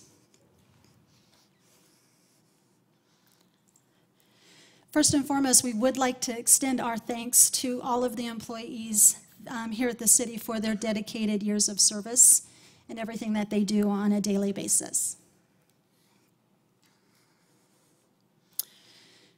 The second employment initiative that we offer every year and had another successful year was our Youth Work-Life Skills program. This is a program that has been several years in production, and we often get phone calls roughly around the springtime, probably February, March, from local youth in the area who want to know when we're going to be offering and hiring for this program that happens every summer. So this past year, we did have 19 applications received. You'll see that we had 18 interviews conducted as one of the applicants chose a different path after they had applied, a different option. They do come in and work with the different departments, and you'll see on the slide we had 10 different departments or divisions within departments support this program this year. And the key component of this program is really about the youth. It is really about bringing them in and giving them some learning and development opportunities. We start with providing them interview feedback. Most of them, it was the first time they've ever interviewed with us or with anyone was with us. And so we do provide them feedback regarding their interviewing skills as they move forward in life. They do learn workplace accountability. More than just what it is that their parents think they need to do or not do. They have a responsibility in the workplace as well to get here on time, to communicate if they're running late, to ask questions for clarification on any given assigned task. Laura Lee works with each of the department points of contact to ensure that each of the interns themselves does receive, if you will, a report card. We call it performance feedback. How did they do? So that they have a sense of accomplishment when they leave the city at the end of the program.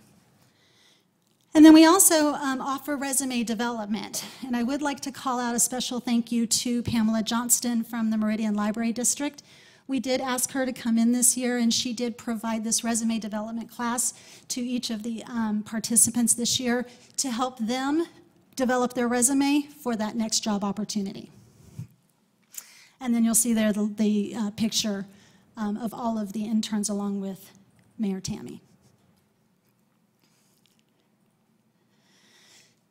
So I just mentioned a little while ago the number of jobs that we filled this year, the number of employees that we hired. Well, that's a significant recruitment effort. So we do assist all of the different departments with their recruitment efforts, but HR is primarily responsible for all phases of that employment process. We do oversee recruitment, interviewing, job offers, background checks, reference checks, start dates, etc. And so to date, from October 1st of last year to today, we have received over 2,824 employment applications from individuals who are interested in being employed here at the City of Meridian. The advertisement costs to date are a little over $16,000. We've posted 80 different positions, filled 62 full-time jobs, and the average recruitment cost is about a little over $200. But what's really key here, in addition to that information, is the average time to fill that it takes us from the time a position is vacant to the time the position gets posted through the entire recruitment process to when we have a new hire in new employee orientation is a little over 96 days, or 96 days. On average, over the last few years, we have been running at about 3 months. So we're right in line with where we've been over the last several years. So here's what you can look from us in FY18 as it relates to employment. We're going to continue to recruit for the active job postings that are out on the website today. If you have not had an opportunity to review the website, there are 22 positions that are currently up on that website, or job postings, I should say. And some of those job postings, we're hiring more than one individual for. So we're going to continue that effort to get the departments ready for the new fiscal year. We're going to continue our job description template conversion. We have accomplished about 25% or so of our job descriptions, so we want to continue that effort and reach 100%. It's going to take some time, and again, all of the different initiatives and priorities that we've discussed with you today, we do take time to prioritize those based on operational needs as well. So we have existing job descriptions for all of our positions, but some have been converted over into the new template. We're going to work with our IT department to enhance our employment application tool. So one of the things that we want to do is enhance this tool to make it more user-friendly for the customers or the citizens out there looking for employment with the City of Meridian. So we want to enhance this tool to enable individuals to apply for positions from a number of different mobile devices, not just a city computer or their home computer. Or sometimes we have individuals that need to go down to the library. We're also looking to enhance this tool that will allow applicant, if you will, to establish an employee, or excuse me, to establish a candidate profile. And so they can say that they're interested for employment in the finance department, and if something comes up within the finance department within the next 6 months or so, it will send them an email letting them know that we have a job opening available, those types of things. So we're really excited to work with the IT department on this. We would like to develop a formalized intern program. So one of the things that we are seeing an increase of requests from departments is the request for interns, whether they're college student interns, paid or non-paid. And as that increase, as we've received an increase of questions about whether or not we can make that happen, we've determined that it's time to be proactive and ensure that we have a solid intern program available that is consistent across the city. Standard, what we would call HR cleaning house, or just kind of keeping things fresh and compliant, we do have selected our exit interview process this year as one of the things that we just want to focus on refreshing. And then we're going to work with the Parks and Recreation team to update their seasonal groundskeeper recruitment process. So that takes us into compensation administration. And the HR team ourselves, we work diligently to make sure that we have the most recent, fresh, current knowledge to ensure that we are providing the best advice, the best guidance, and the best service to you and the employees each day. And in order for us to do that, we have to train and develop ourselves as things change over time. So we do attend a number of different seminars, trainings, webinars, communications, things of that nature, to ensure that we are up to date on everything that we need to be up to date on to provide that accurate service. In addition to that, we do receive a steady stream of phone calls, emails, walk-ins that we need to be prepared for on a daily basis, specifically around compensation, benefit administration, and policy-related questions. So here's a few examples of this past year's activities. So the first one I want to focus on is salary administration. So all of our city employees did participate in our annual performance review process last fall. And you may remember I stood here last year and shared this similar information with you. The general employees were the recipient of a 2% merit pool last year. And we want to extend our thank you to each of you for supporting and providing that to us last year for all of the employees. Throughout the year, we had 25 different promotions and/or transfers within the departments, and we processed approximately 351 performance evaluations. Now, that's throughout the entire fiscal year. When you break that down to the annual process, it is a great partnership between Human Resources and the Payroll Department, AKA Barb. She certainly helps get us through this process. You'll have a graph there that really talks about what it is, but it's a 6-step process that we are all committed to. It is a thoroughly vetted process that we audit each other's work to ensure that the appropriate and the accurate increase is applied to each and every single individual within a very short period of time. You'll see there at the bottom that last year we had 18 working days to make this happen, so that each and every single employee who was eligible for a performance merit increase did receive it on their November paycheck, which is the final paycheck before the holidays. So we want to call out a special thank you to Barb. There's 5 of us upstairs and we all have a role, but when it gets to her, it's Barb. So we want to recognize her for her support. So here's the initiatives that you can expect from us next year. We're going to be conducting a fire department wage and benefit study. It is that time of year again, every other year, where we take a look at the police step plan. So we're going to analyze that as well.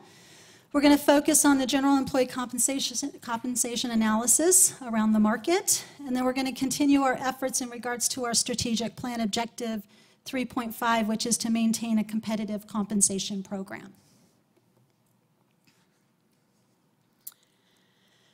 So that takes us into our benefit administration, and as you can see, there are a number of different things that our department handles as it relates to benefits and the administration of those benefits.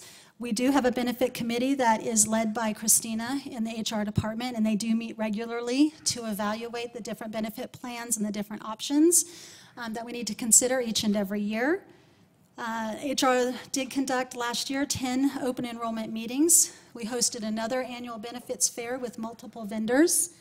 And we also processed the workers' compensation, unemployment claims, and the employee assistance program services. So a wide variety of different benefits for our employees throughout the year.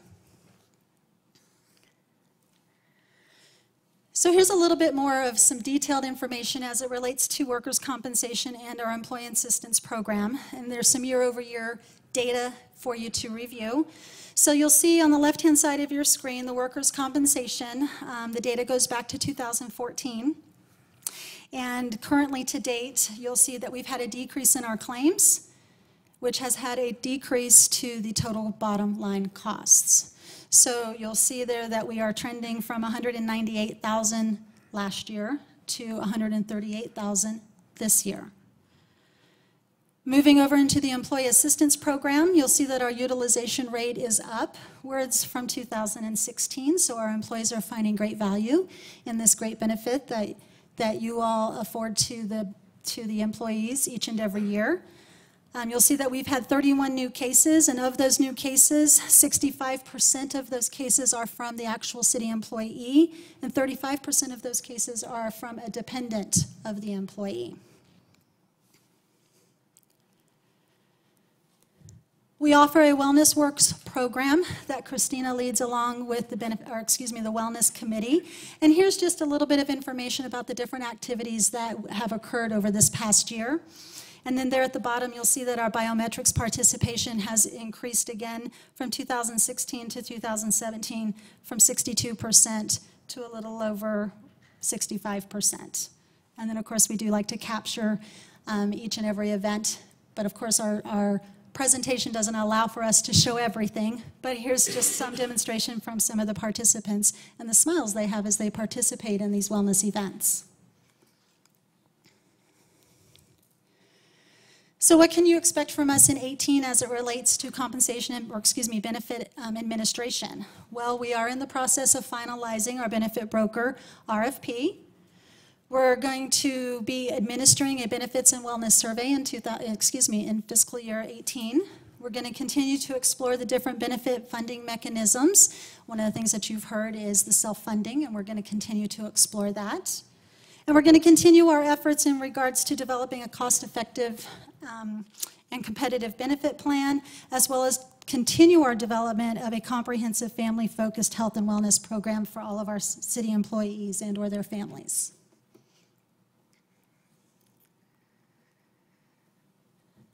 So that takes us to the training and development portion of what we do.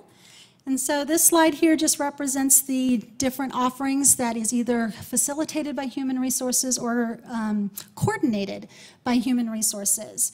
So our new employee orientation, we had 115 employees attend a new employee orientation this past year. We offered 251 employees did participate in our BEST programs with 24 courses being offered over a period of 10 months. We did see an annualized saving to our ICRIMP or our insurer premium since we had a program participation that met the requirements through ICRIMP of the discount program. The city actually saw savings of a little over $16,000 to our annual premium. And then we did launch this year in coordination with the mayor's office. There is a team for the leadership training program that consists of myself, Robert Simonson from the mayor's office, J.C. Holman, and Mark Niemeyer from the fire department. And we did launch the leadership training program in May. Since May, we've had 2 guest speakers. To date, we've had 1 formal training course that's been offered. We have another guest speaker coming tomorrow, and then we have 1 scheduled for November, and then we're looking at some different training opportunities that we can bring forward for this program. Since we launched it in May 2nd, we've had 79 participants at any given event, and a total of 280 participant hours in the program, so it has been well received. Part of the training and development program, one of the benefits that we have is our education reimbursement. And you'll see here that we have some year-over-year data, and currently for fiscal year 17, we have 6 participants who are participating in the program. We have funded 10 different requests, and you'll see that the total funds utilized to date are a little over $9,000. So as it relates to training and development, here's just a list of the initiatives that we are looking to work on over the next year. We've been working with the IT department on an HR train tool, which is our version of a learning management system. And so we're getting into the final phases of that development and looking to launch that here in the next quarter. We want to explore and implement some web-based trainings. We've positioned ourselves with purchasing the tools that we need. We've taken a look at the existing course content that we offer instructor-led. And what if that content is appropriate to move to a web-based medium? And so then we've identified that, and we're looking to develop and implement that next year. One of the things that we're really excited about, and I know has been heavily requested throughout the different departments and the different hiring managers or supervisors within each of the different areas and divisions, has been a supervisor toolkit. What can we provide at the fingertips of our supervisors and our managers to help them do what they do every day, managing their people? So we are developing a supervisor toolkit that will be housed on the city's intranet and available to those supervisors. And so we're excited to launch that and look to share some information with you coming soon. And then in addition to that, we're going to continue the development, as I mentioned before, of the leadership training program here at the city, as well as the strategic objectives that fall under training and development. So let's talk a little bit about employee engagement. So we had 4 events, if you will, over this past year. The HR team is passionate about promoting a culture where employee engagement their work is meaningful, it's relevant, our employees are valued, and teamwork is celebrated.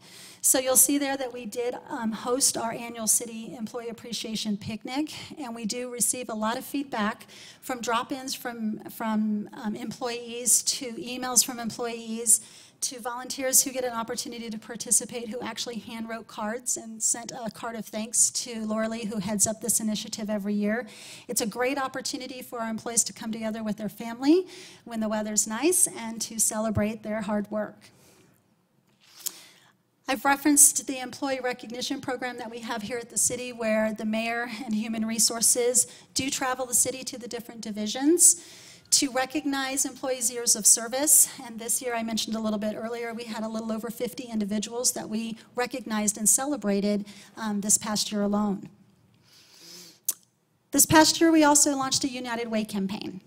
And we were very excited to launch that week-long campaign. We offered a number of and variety of events to help raise funds for the United Way. And the total contributions from the city, the total donations that we raised was a little over $9,000. So we want to thank each and every single employee who made that happen. It is very much appreciated by ourselves, I'm sure the council, as well as the United Way organization themselves and the recipients of the benefits that they receive from that program. And then you'll see there that we do still offer our HRTU newsletter, and we publish 6 newsletters per year. So here's what you can expect from us in FY18 as it relates to employee engagement. We are going to offer in the spring our employee engagement survey. We're going to be looking to explore the opportunity to maybe offer an employee volunteer program. We're going to be launching another United Way campaign in October. We're going to work with the mayor's office to conduct that citywide employee meeting that you budgeted this past summer, and then continue our efforts around the strategic objective regarding developing an employee engagement program. And I think this is last but not least. I think we're getting close. Policy administration and compliance. So these are the 4 areas that we focused on this year. We do offer the compliance line every year, which is a unanimous hotline, if you will, for employees to express any concerns that they may not feel comfortable bringing forward personally.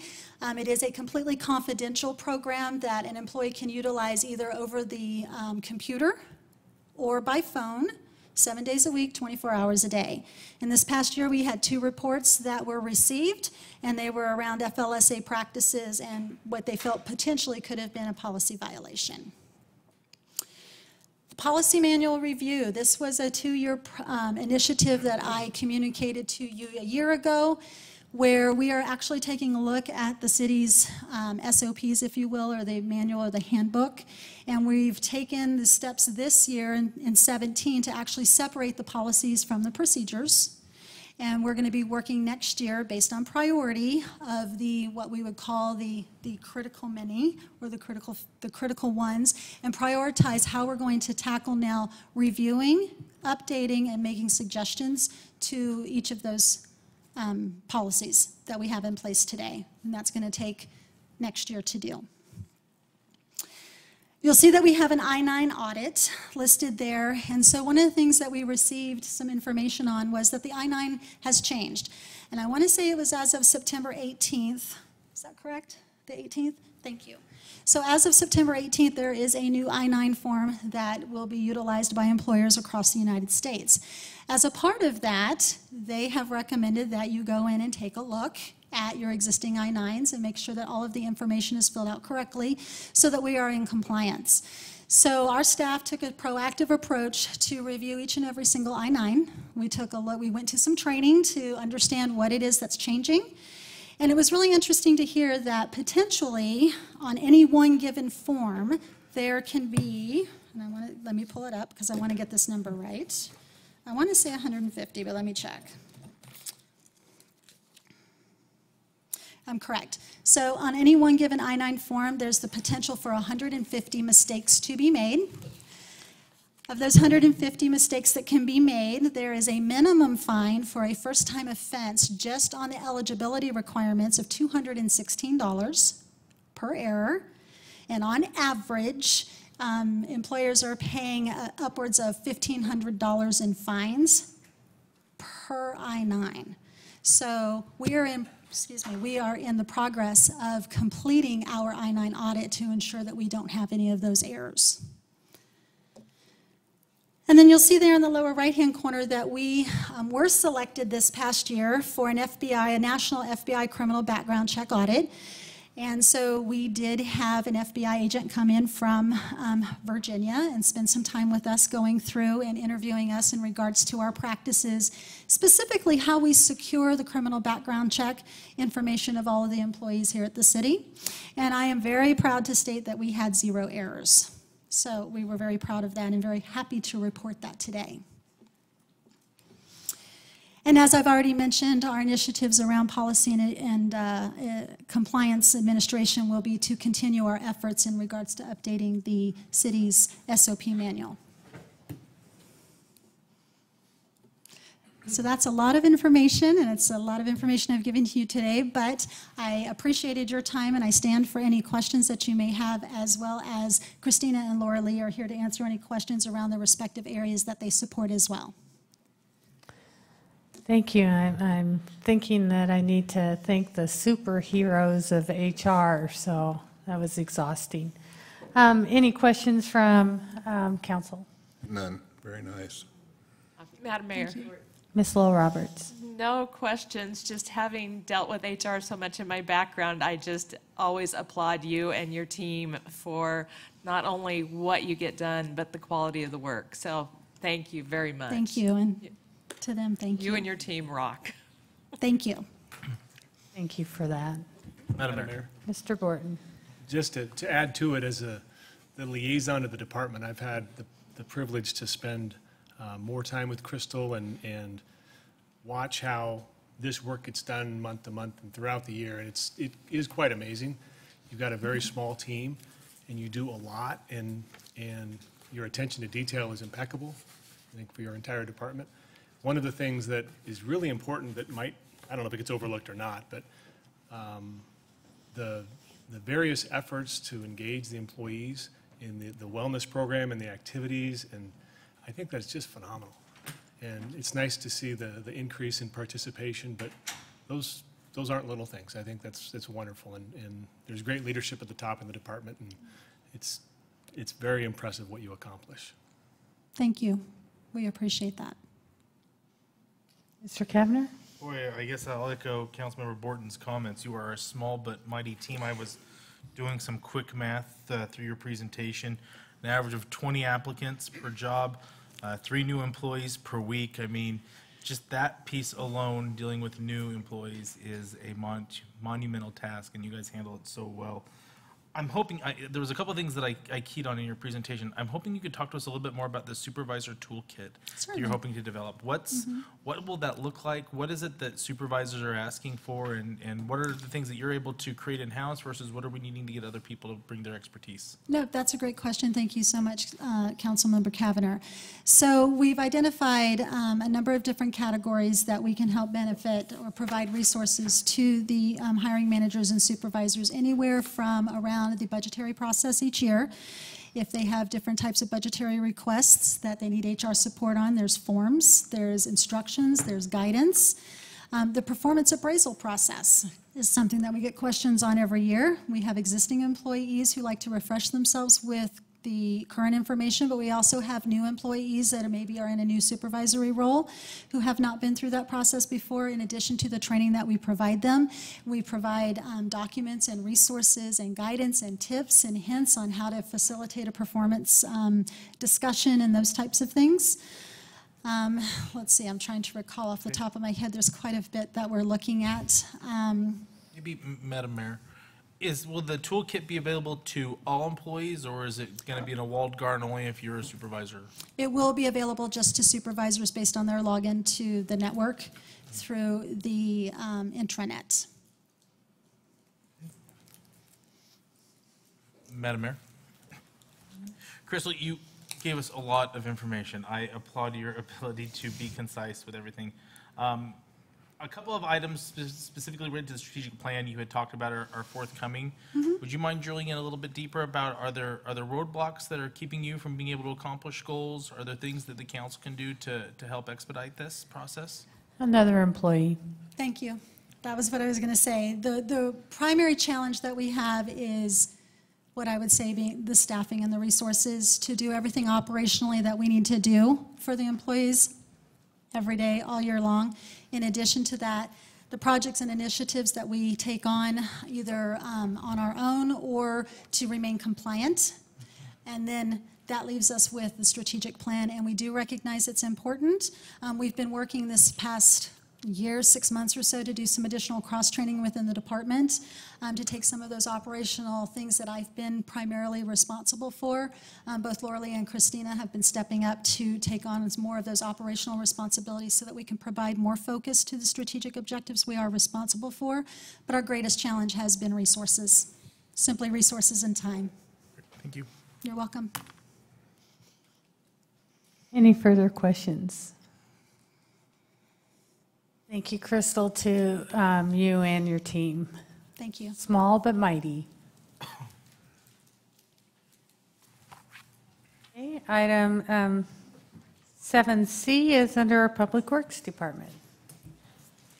Hey, David? I think I'm still safe to say good afternoon, Mayor and Council.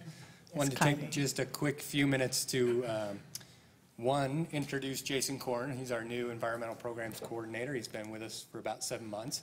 And two, thought we'd give him the opportunity to update you on some initiatives that he's been working on under the department's environmental program. Today, specifically, the Environmental Excellence Awards.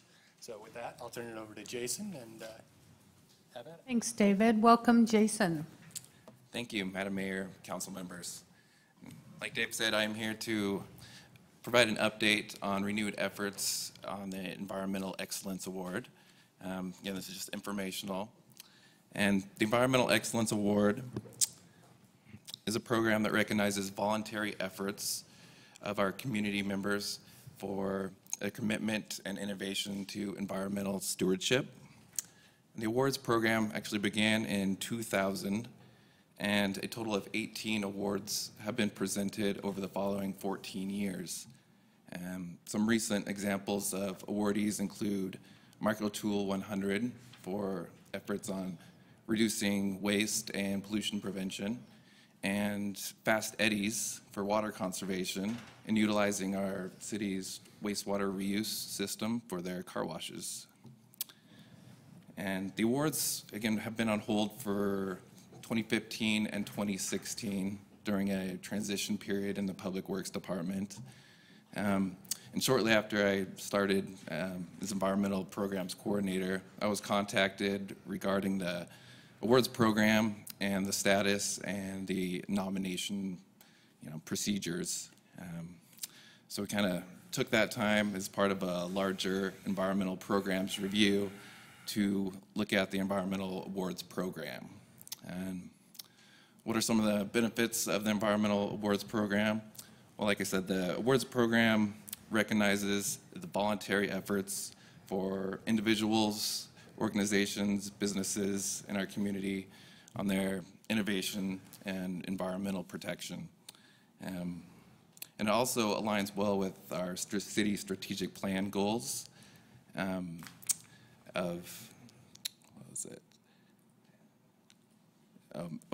advancing sustainable and environmentally healthy practices. So that was one of our strategic goals, and we felt it aligns nicely with this. So essentially, maintaining this program is an efficient opportunity to engage our communities and accomplish those goals of, supporting our existing environmental programs, the city strategic goals, and reducing cost and pressure to our city's utilities. And with inputs from various city departments, we got a group together to kind of put a framework of the awards program and kind of formalize the nomination and selection process and try to reach a broader audience.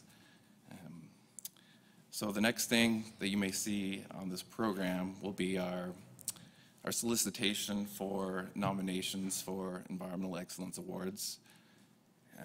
So we have a kind of a plan to roll out over the next few months to target Chamber of Commerce, HOAs, MIAC, SWAC, and other community members through social media and other outlets.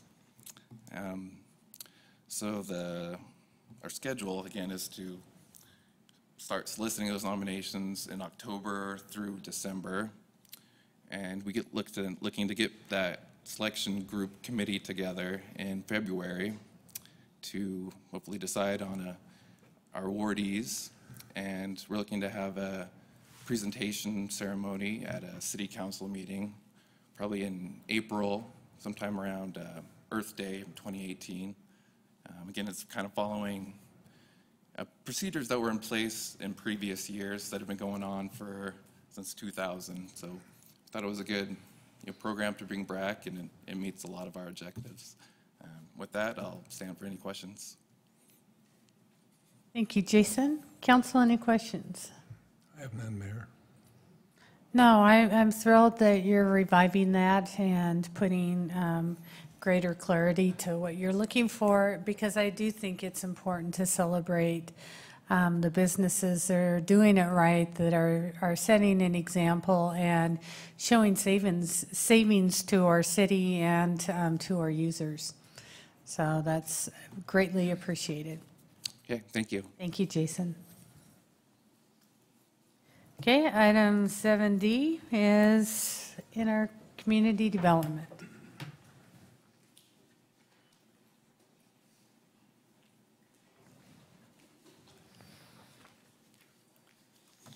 Good afternoon, Madam Mayor, members of the council. I'm here to follow up on a discussion that was initiated back during the FY18 budget workshop. I put together just a brief memo for today's meeting in your packet.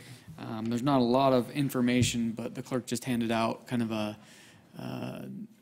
the document that I'd kind of like to run through with you today. But at first, I want to just give you a little bit more of the background and why I'm standing here today. So again, during the budget workshop a couple months ago, you all removed a $50,000 enhancement from that budget and directed staff to come back to this workshop with a draft scope outline of what it could look like to take that money that we had proposed in the FY18 budget to do some growth management policy development and marry that up with a new comprehensive plan for the city that we had in the consolidated financial plan in 2020. So accelerating the new comp plan to marry it up with the strategic plan objective 1B1, which states to define and articulate the 10, 25, and 50-year growth goals for the city. So again, what this document proposes to do is take both of those efforts and do it under a new comprehensive plan. So from here henceforth, I'm really just going to refer to that as the new comprehensive plan. One of the tasks as we go through that document, I'll kind of show you where the growth goals portion of that, as outlined in the strategic plan, lies. But really, it's under the umbrella of the new comprehensive plan going forward. So today, I'd like to share and outline the needs, the options at a very high level, and get some initial feedback from you. I do plan on coming back in November, December, with some more details and a budget amendment. We can kind of run through that timeline a little bit more in the back of the document and what that looks like. It's starting to become populated. But some of the reason for that is I'd like to wait until after we get a new director on board. Want that person to have some input and oversight into this process, work with them and finance to develop an RFQ, and then do an RFP for some consultant help. Overall, I'd like to think we can get it done sooner, and certainly I'm optimistic in that we can, but it's probably about a 2-year process from now to get it done and adopted. There's a lot of public involvement that goes in. We got the Planning and Zoning Commission. We have you. There's going to be some iterations, I'm sure, of that process, but I just want to put that out there right now. We'll kick it off in FY18 with the budget amendment, but it'll bleed into 2019 certainly. One of the other things that will have to be a deliverable with our consultant, and again, staff's going to be definitely involved with this process, is getting that done with the council that will be here beginning in January. So we'll have at least one new council person, but having that gives us from the start, we're starting with everybody looking at the same consultant, just going through that 2-year process roughly with everybody that's the same there in council. So that's kind of the idea and why that time frame really, I think, works well. We have talked to some of our peer communities about some lessons learned, costs, pros and cons, just some things, maybe what to do, what not to do as we're going through this. At a high level, just to kind of put this out there, and then we'll run through the document kind of page by page. Essentially, the way this would work is we'd have an overall steering committee. Not quite sure who's on that yet. That may or may not be council. That's part of the discussion, is if you guys want to be that, certainly I think you get to do that if you'd like to. But this community, a committee of champions, basically, it oversees the whole process to keep things moving forward. At a minimum, I would ask each one of you to participate in one of the 6 or so subcommittees that really have specific focus areas that we're going to look at. And so we'll kind of run through that. But that's kind of your role in this process would be to participate in at least one of those subcommittees as almost a liaison back to the bigger group when we bring all this information back together into one new comprehensive plan. You're kind of the subject matter expert, if you will, for the rest of the council that wasn't at all those subcommittee meetings on that various topic. So more to come on that here just as we jump into the outline itself. So I spared you the bigger document. This is, it's a work in process. I do have an outline, and Brian McClure, yes, he did come in, has been a huge help in getting us to this point with this document. But I did take out kind of an outline, the structure of the new comprehensive plan. Didn't want to bore you with some of those details, but just know we kind of have an outline of how this would be structured. And we can talk more about that, and maybe even when I'm back next time, I'll share that with you. But I wanted to kind of get to the high-level purpose and need and kind of outline for this project. And feel free to interrupt at any time, too, if you have questions about what this is. So I'm going to just read to you snippets of this document. The current comp plan was adopted in 2011, and a lot has changed, and growth has occurred in our community. So one of the reasons through this project is to define and articulate the city's growth goals, including a growth management system. Again, that's from the strategic plan. Recent community survey results. Some of the top concerns for a community revolve around growth and transportation and schools. All of those elements are addressed in the city's comprehensive plan. So there's another reason, a justification for doing this is it's on the community's mind to update the plan. And so we would need to solicit community input then in putting a new comprehensive plan together. So you'll see kind of in this outline, there's a lot of bringing those voices to the various subcommittees and the overall process of, if it's going to be the community's plan, the community needs to be involved in developing the plan. So again, a lot of public involvement in this process. I'm not going to run through all of the state required elements. The next section, just know there are 17. And what I am going to do, though, on the next several pages is just highlight those ones that essentially lead to a steering committee name or focus area. And the first one there would be economic development, or some version of economic development, business community type of things. And there's a little bit more on the next couple of pages. The next one, and actually it's probably will end up being probably two separate subcommittees, is land use. One for the Southern Rim area, which may include even portions of South Meridian, where we're adjacent to CUNA and some of those growth areas in there, and then the fields area as well. Again, I'll touch on those a little bit more. But if you're keeping track, that's roughly 3 so far. Public services, and so this one most closely relates to growth management principles. If we're going to manage growth, one of the tools we have is to provide services, right? Sewer, water, support services, as well as public safety services. So if we don't provide or extend those services, that's probably an area we wouldn't grow, because you need those services in order to develop or grow. So that's under kind of that public services element of the comprehensive plan, where I would lodge the growth management principles. The next one, transportation. Again, we need to address transportation, again, for the reasons I mentioned before, with it being, it seems to be the biggest comment that I get either from the mayor's office or just they call directly or email directly is concerns about traffic and safety and kids getting to school and congestion and those types of things. And then on to the next page, housing. And I would even put kind of a sub topic with under housing, may even be some community design elements within housing. So that's roughly the 6 subcommittees. Staff would largely take on the other 11, 12 elements that are all listed there, the 17 required elements of state code.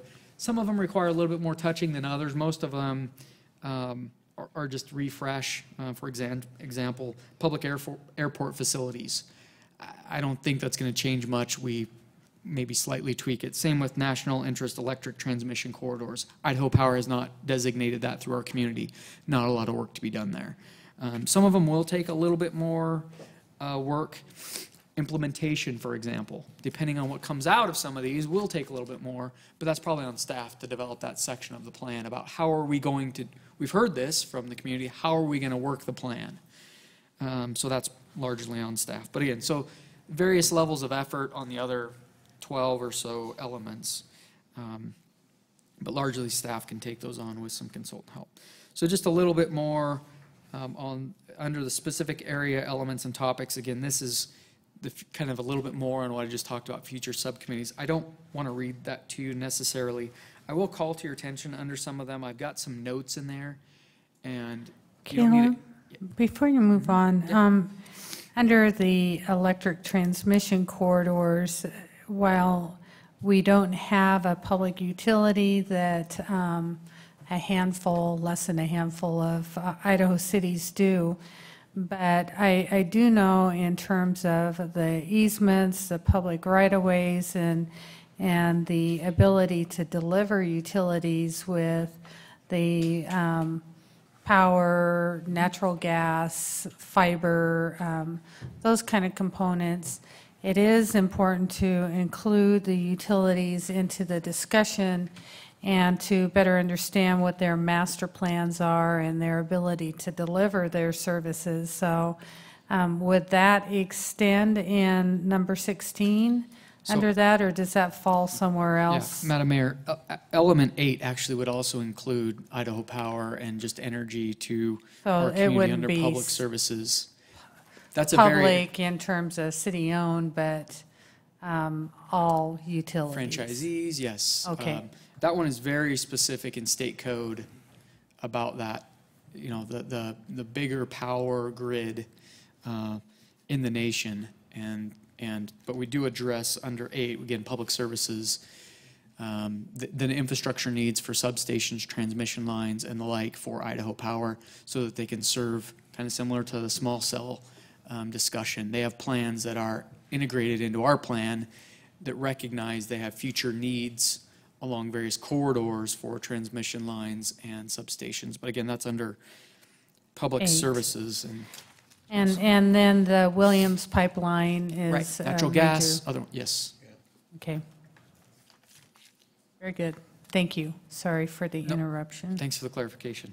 So the, again, the next section then, specific area elements and topics, if you can just kind of look for some of those, I placed in there some thoughts and some direction that we'll need eventually. Again, I'm not asking you for answers right now, but should we, as we talked about growth management policies, ultimately, are we going to say we're ready to grow there, but we're not ready to grow there, and identify areas that we grow first and only provide those services first until we get to a certain point, and then we go to other areas. Just as an example, we do have those are or other incentives or disincentives for growth and redevelopment in certain parts of town.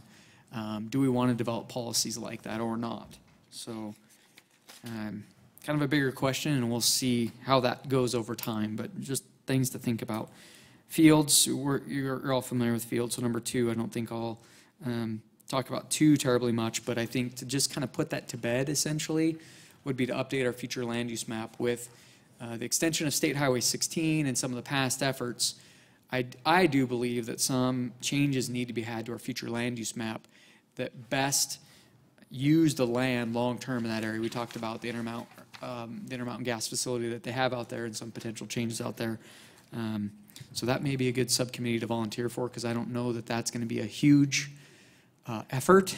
They may be done with their work sooner than some of the other subcommittees. South Rim, there's another one that probably will take a little bit more work to develop some policies and what that actually is in the comprehensive plan. Southwest, I alluded to that in kind of my opening remarks, that in 2008 we added a large area kind of in the southwest to our area of city impact, and then 2012 we put in some land use designations. Are those still the right designations? We have some pretty rural designations on our plan now.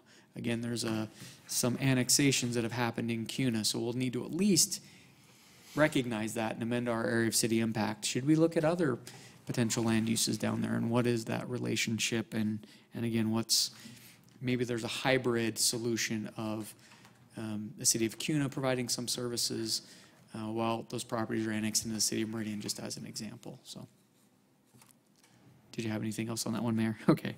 And then number 5, I probably should have broke it out into 2, because that's kind of how I envision it, but it is combined into 1 right now, because there is a relationship between housing and transportation, or land use and transportation. But ultimately, I think we'll probably have 2 separate subcommittees, one that talks about housing diversity and housing stock, and then one that talks about transportation. Those both need a lot more definition about what they are. If you look under ABC, under 5, just some thoughts about rail corridor land use analysis, which could include some housing or not, depending on what you do with public transportation in that corridor. We've talked about rail with trail before. There's another push by Compass right now to really bring to the forefront the talk of the rail corridor for mass transit, commuter rail. Right now. So that's being talked about, more to come on that. But anyways, just what does the rail corridor look like? Do we have the land uses in place to support the use of the rail corridor for public transportation? The next sub-bullet B, define future transit-supported corridors or areas. I've used the example yesterday with the Transportation Commission of Overland Road.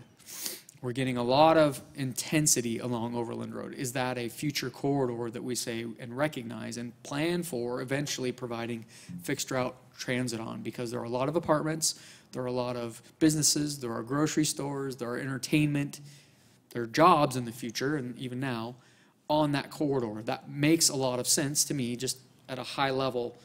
If we're going to provide public transit, that corridor makes a lot of sense, even into Boise. So working with that, and are there others? Chinden, Eagle Road, kind of similar but different in that they're state facilities and higher speed right now.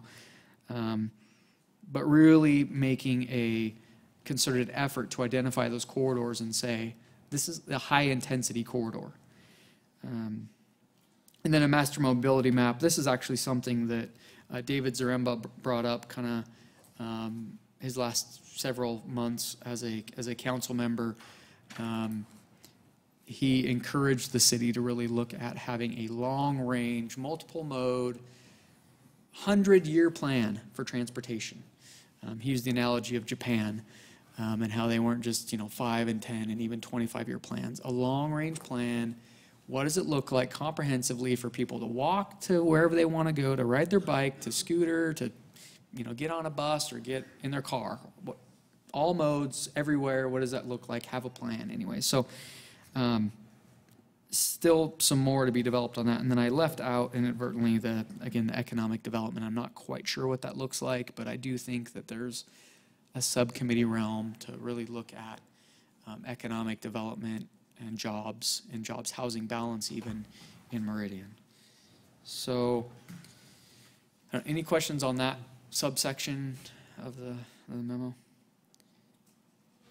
High-level project needs, again, public engagement is the top one. I mean, that's really, just to be frank, I mean, if we were put into a dark, smoky room by ourselves, I think staff could do a pretty fine job of coming up with a comprehensive plan for Meridian, but that's not fair.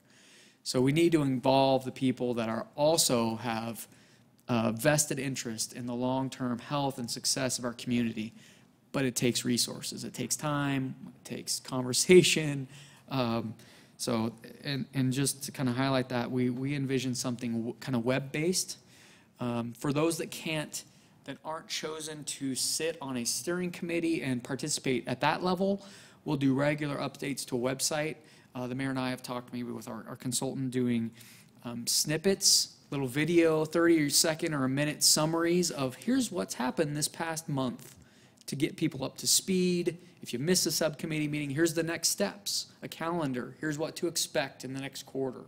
Just that type of a thing where we can really allow the public to participate from the comfort of their own, den if they want to just look at it on their home PC or whatever.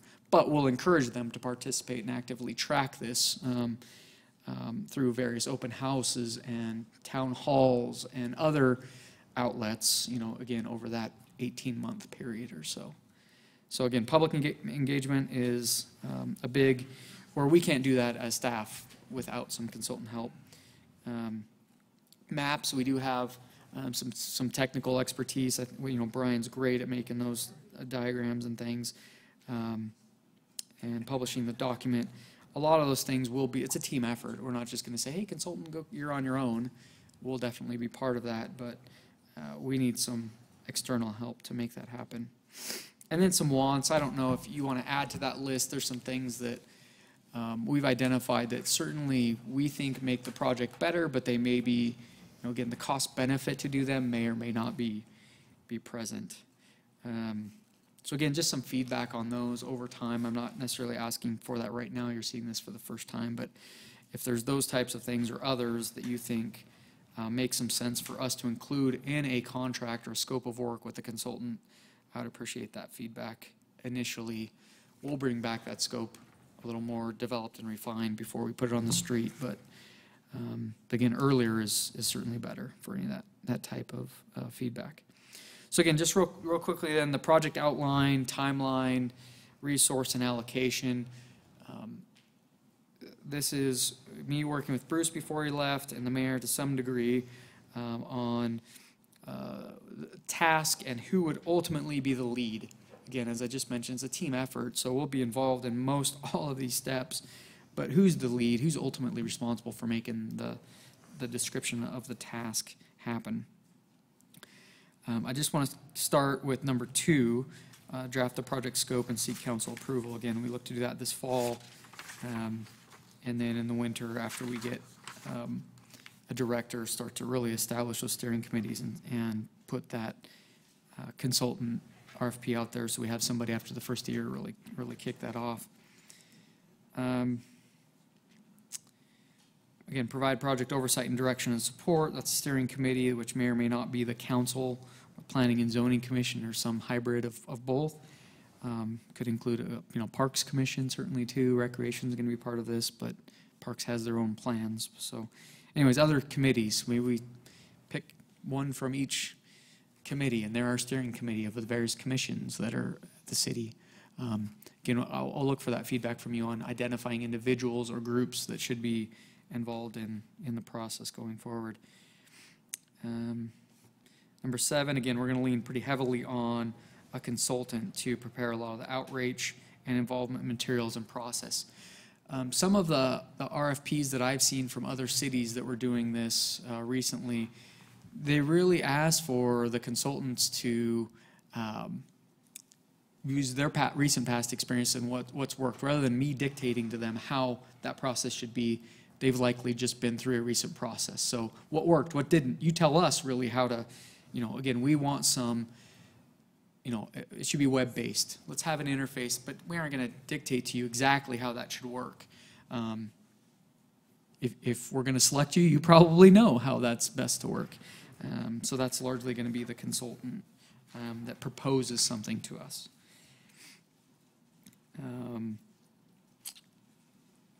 Let's see if there's any of those other ones that I want to necessarily highlight in the tasks. And again, I'll come back here later in the fall with a little bit more developed task list and even a draft budget, certainly when we do the budget amendment. So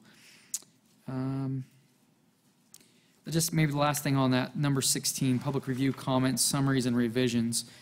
Kind of envision, and even 17, city staff, I think, will be presenting the final document to you, but a consultant, I really do think it's makes a lot of sense for them to be here to present their initial kickoff and kind of outline the whole process and what to expect in the coming months with you, touch base sometime in the middle, and then come generally near the end. That may or may not be the final document, but it should be darn close. So kind of a touch base with you initially, some point in the middle, and some point at the end. But ultimately, again, staff's taking on the lead and manage the project, but want them to be available to you and seek your direction kind of at those touch points. So I don't know if that's exactly what you're expecting this afternoon, but I'm here as directed from July, and that's what we put together, and would stand for any question, direction at this time. Madam Mayor. Ms. Milam. Great job, Caleb. I'm looking forward to working on this. But you want community involvement. How about a software that you put out a map and let everybody on next door who thinks that they know how to build a better community than we do, put their ideas in there and submit it, and you line them all up and see what you end up with. They would get some, I think, quite a bit of involvement without necessarily, I mean, obviously that wouldn't be the final product, but if you really want a wide array of community members putting in their thoughts on what they think should be where, I don't know if that would be possible, but I think that would be pretty amazing. Yeah, Madam Mayor, I can address that to a degree. I mean, we'd put parameters around that probably. I mean, some things aren't probably within the purview of this project, but we do have software, Community Viz, where you can make your own, I mean, it's a Sim City type of a thing. And so we could facilitate workshops even, or put them online and let people do it themselves that way. I've also talked with a consultant that really does have, you can text your comments in to the website and it shows up, and they got moderators, so it's got to be appropriate and those types of things.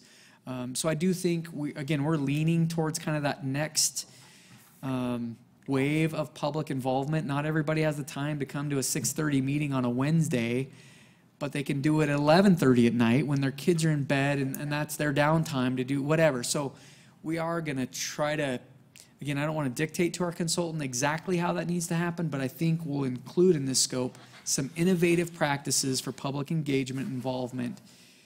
Is it SimCity? No, but I think we can do some things like that that allow us to tap into a demographic or anybody that really can't, again, be there in person for a lot of this process and get a good sampling size of the community for various elements. So good comment. Well, any other comments? Caleb, I guess under your headline or subject line of specific area elements and topics, I do know in looking at our city survey and some of the questions or comments we've gotten at town hall meetings, certainly schools and libraries come up, and to make sure the schools have been peripheral in their involvement in the past in our comprehensive plans, and I think it's critical that they're a seat at the table. Libraries and maybe even ward and irrigation districts. Their facilities run through us. We require certain aspects within their realm. We want them as part of the conversation. And lastly, during a presentation I gave recently, we talked about market trends and what's happening in the commercial space in terms of how is online commerce going to impact the footprint of much of our retailers in our commercial space.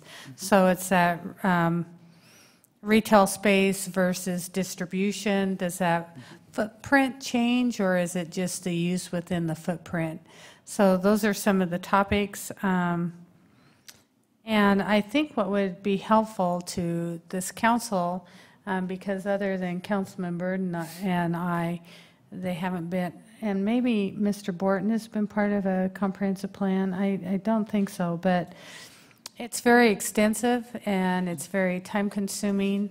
There's a lot of moving parts. It might be helpful to take our 10-mile area specific plan timeline and some of the elements that we're focused on in that, because I do see in this that you have that integration of land use and transportation, which is something that we were the first to do in the state, to integrate those two planning exercises, what that adds to it, and maybe the South Meridian area plan as well. So just kind of give a greater overview of timelines, what that public outreach was, to give maybe a base that they can look more critically at what we're putting out in an RFP or what to expect. So I think that would be helpful to give some kind of a summary, if that's possible. And Mayor, if it's what you're asking for, I do have the 2006 RFP that we put out for the 10-mile interchange specific area plan, and I can just email that out to the council, and they can see kind of the scope of that. The 2012, staff just did that in-house. We didn't hire anybody. Because there was such large land holdings and not a lot of stakeholders in that area, we thought we could take it on. Warren was a big help in that. Well, when I talk about the South Meridian, it's even before that. It's what we did when we did the 2007. Yeah, when we invited CUNA to be a party to that in Ada County. That was pretty extensive as well. So again, Mayor, I think what I'll do is I'll email the council then 3. I'll even go back to when when Steve Sidaway was in planning and helped with the comprehensive plan. And that scope of work and the timelines that were associated there, as well as 2006 and 2007 when we were talking about South Meridian and the 10 mile, just to give you kind of an idea. Okay. You know, times change, but that'll give you a good flavor at least for what we're looking at here. Right. Thank you. Okay. Anything further from council? Caleb, appreciate this. I know you guys are slammed right now and shorthanded, and our appreciation. Okay, item 8A is a public hearing for the proposed City of Meridian consolidated fee schedule regarding solid waste fees.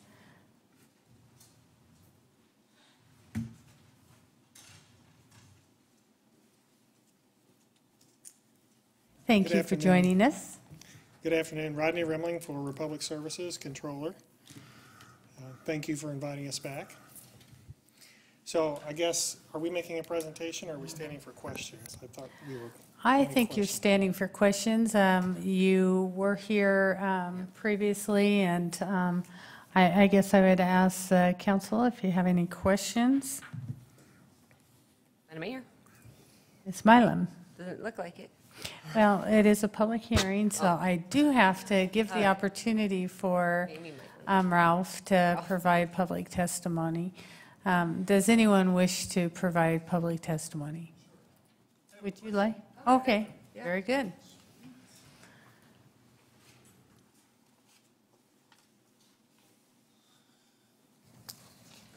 Ralph Chappelle, 1899 South Swan. You know how this works, huh? Sometimes, yeah. When I look at the bill, I'm trying to figure out, okay, we have a fee for trash service, we have a cart service, we have a disposal service, and a cart container tax. Who owns the cart? Do I have to pay a tax on it? Do they own the cart? Do I own the cart? I've looked at things so many times, I go, why am I paying it's just a small sum, but I can't figure out why. So maybe they can answer it. I think that is a great question, and I will tell you it wasn't our idea, nor was it Republic Services. Mr. Neri, did you? Well, we'll answer your question, Ralph. Did you have anything else? That's it. All right, cool. We'll get you answered. Madam Mayor, members of the council, and for the public's purpose, and Rodney can answer this too, the State Tax Commission requires it. So there really isn't any option on our part or Republic Services to charge that sales tax. So it's just mandatory by the state.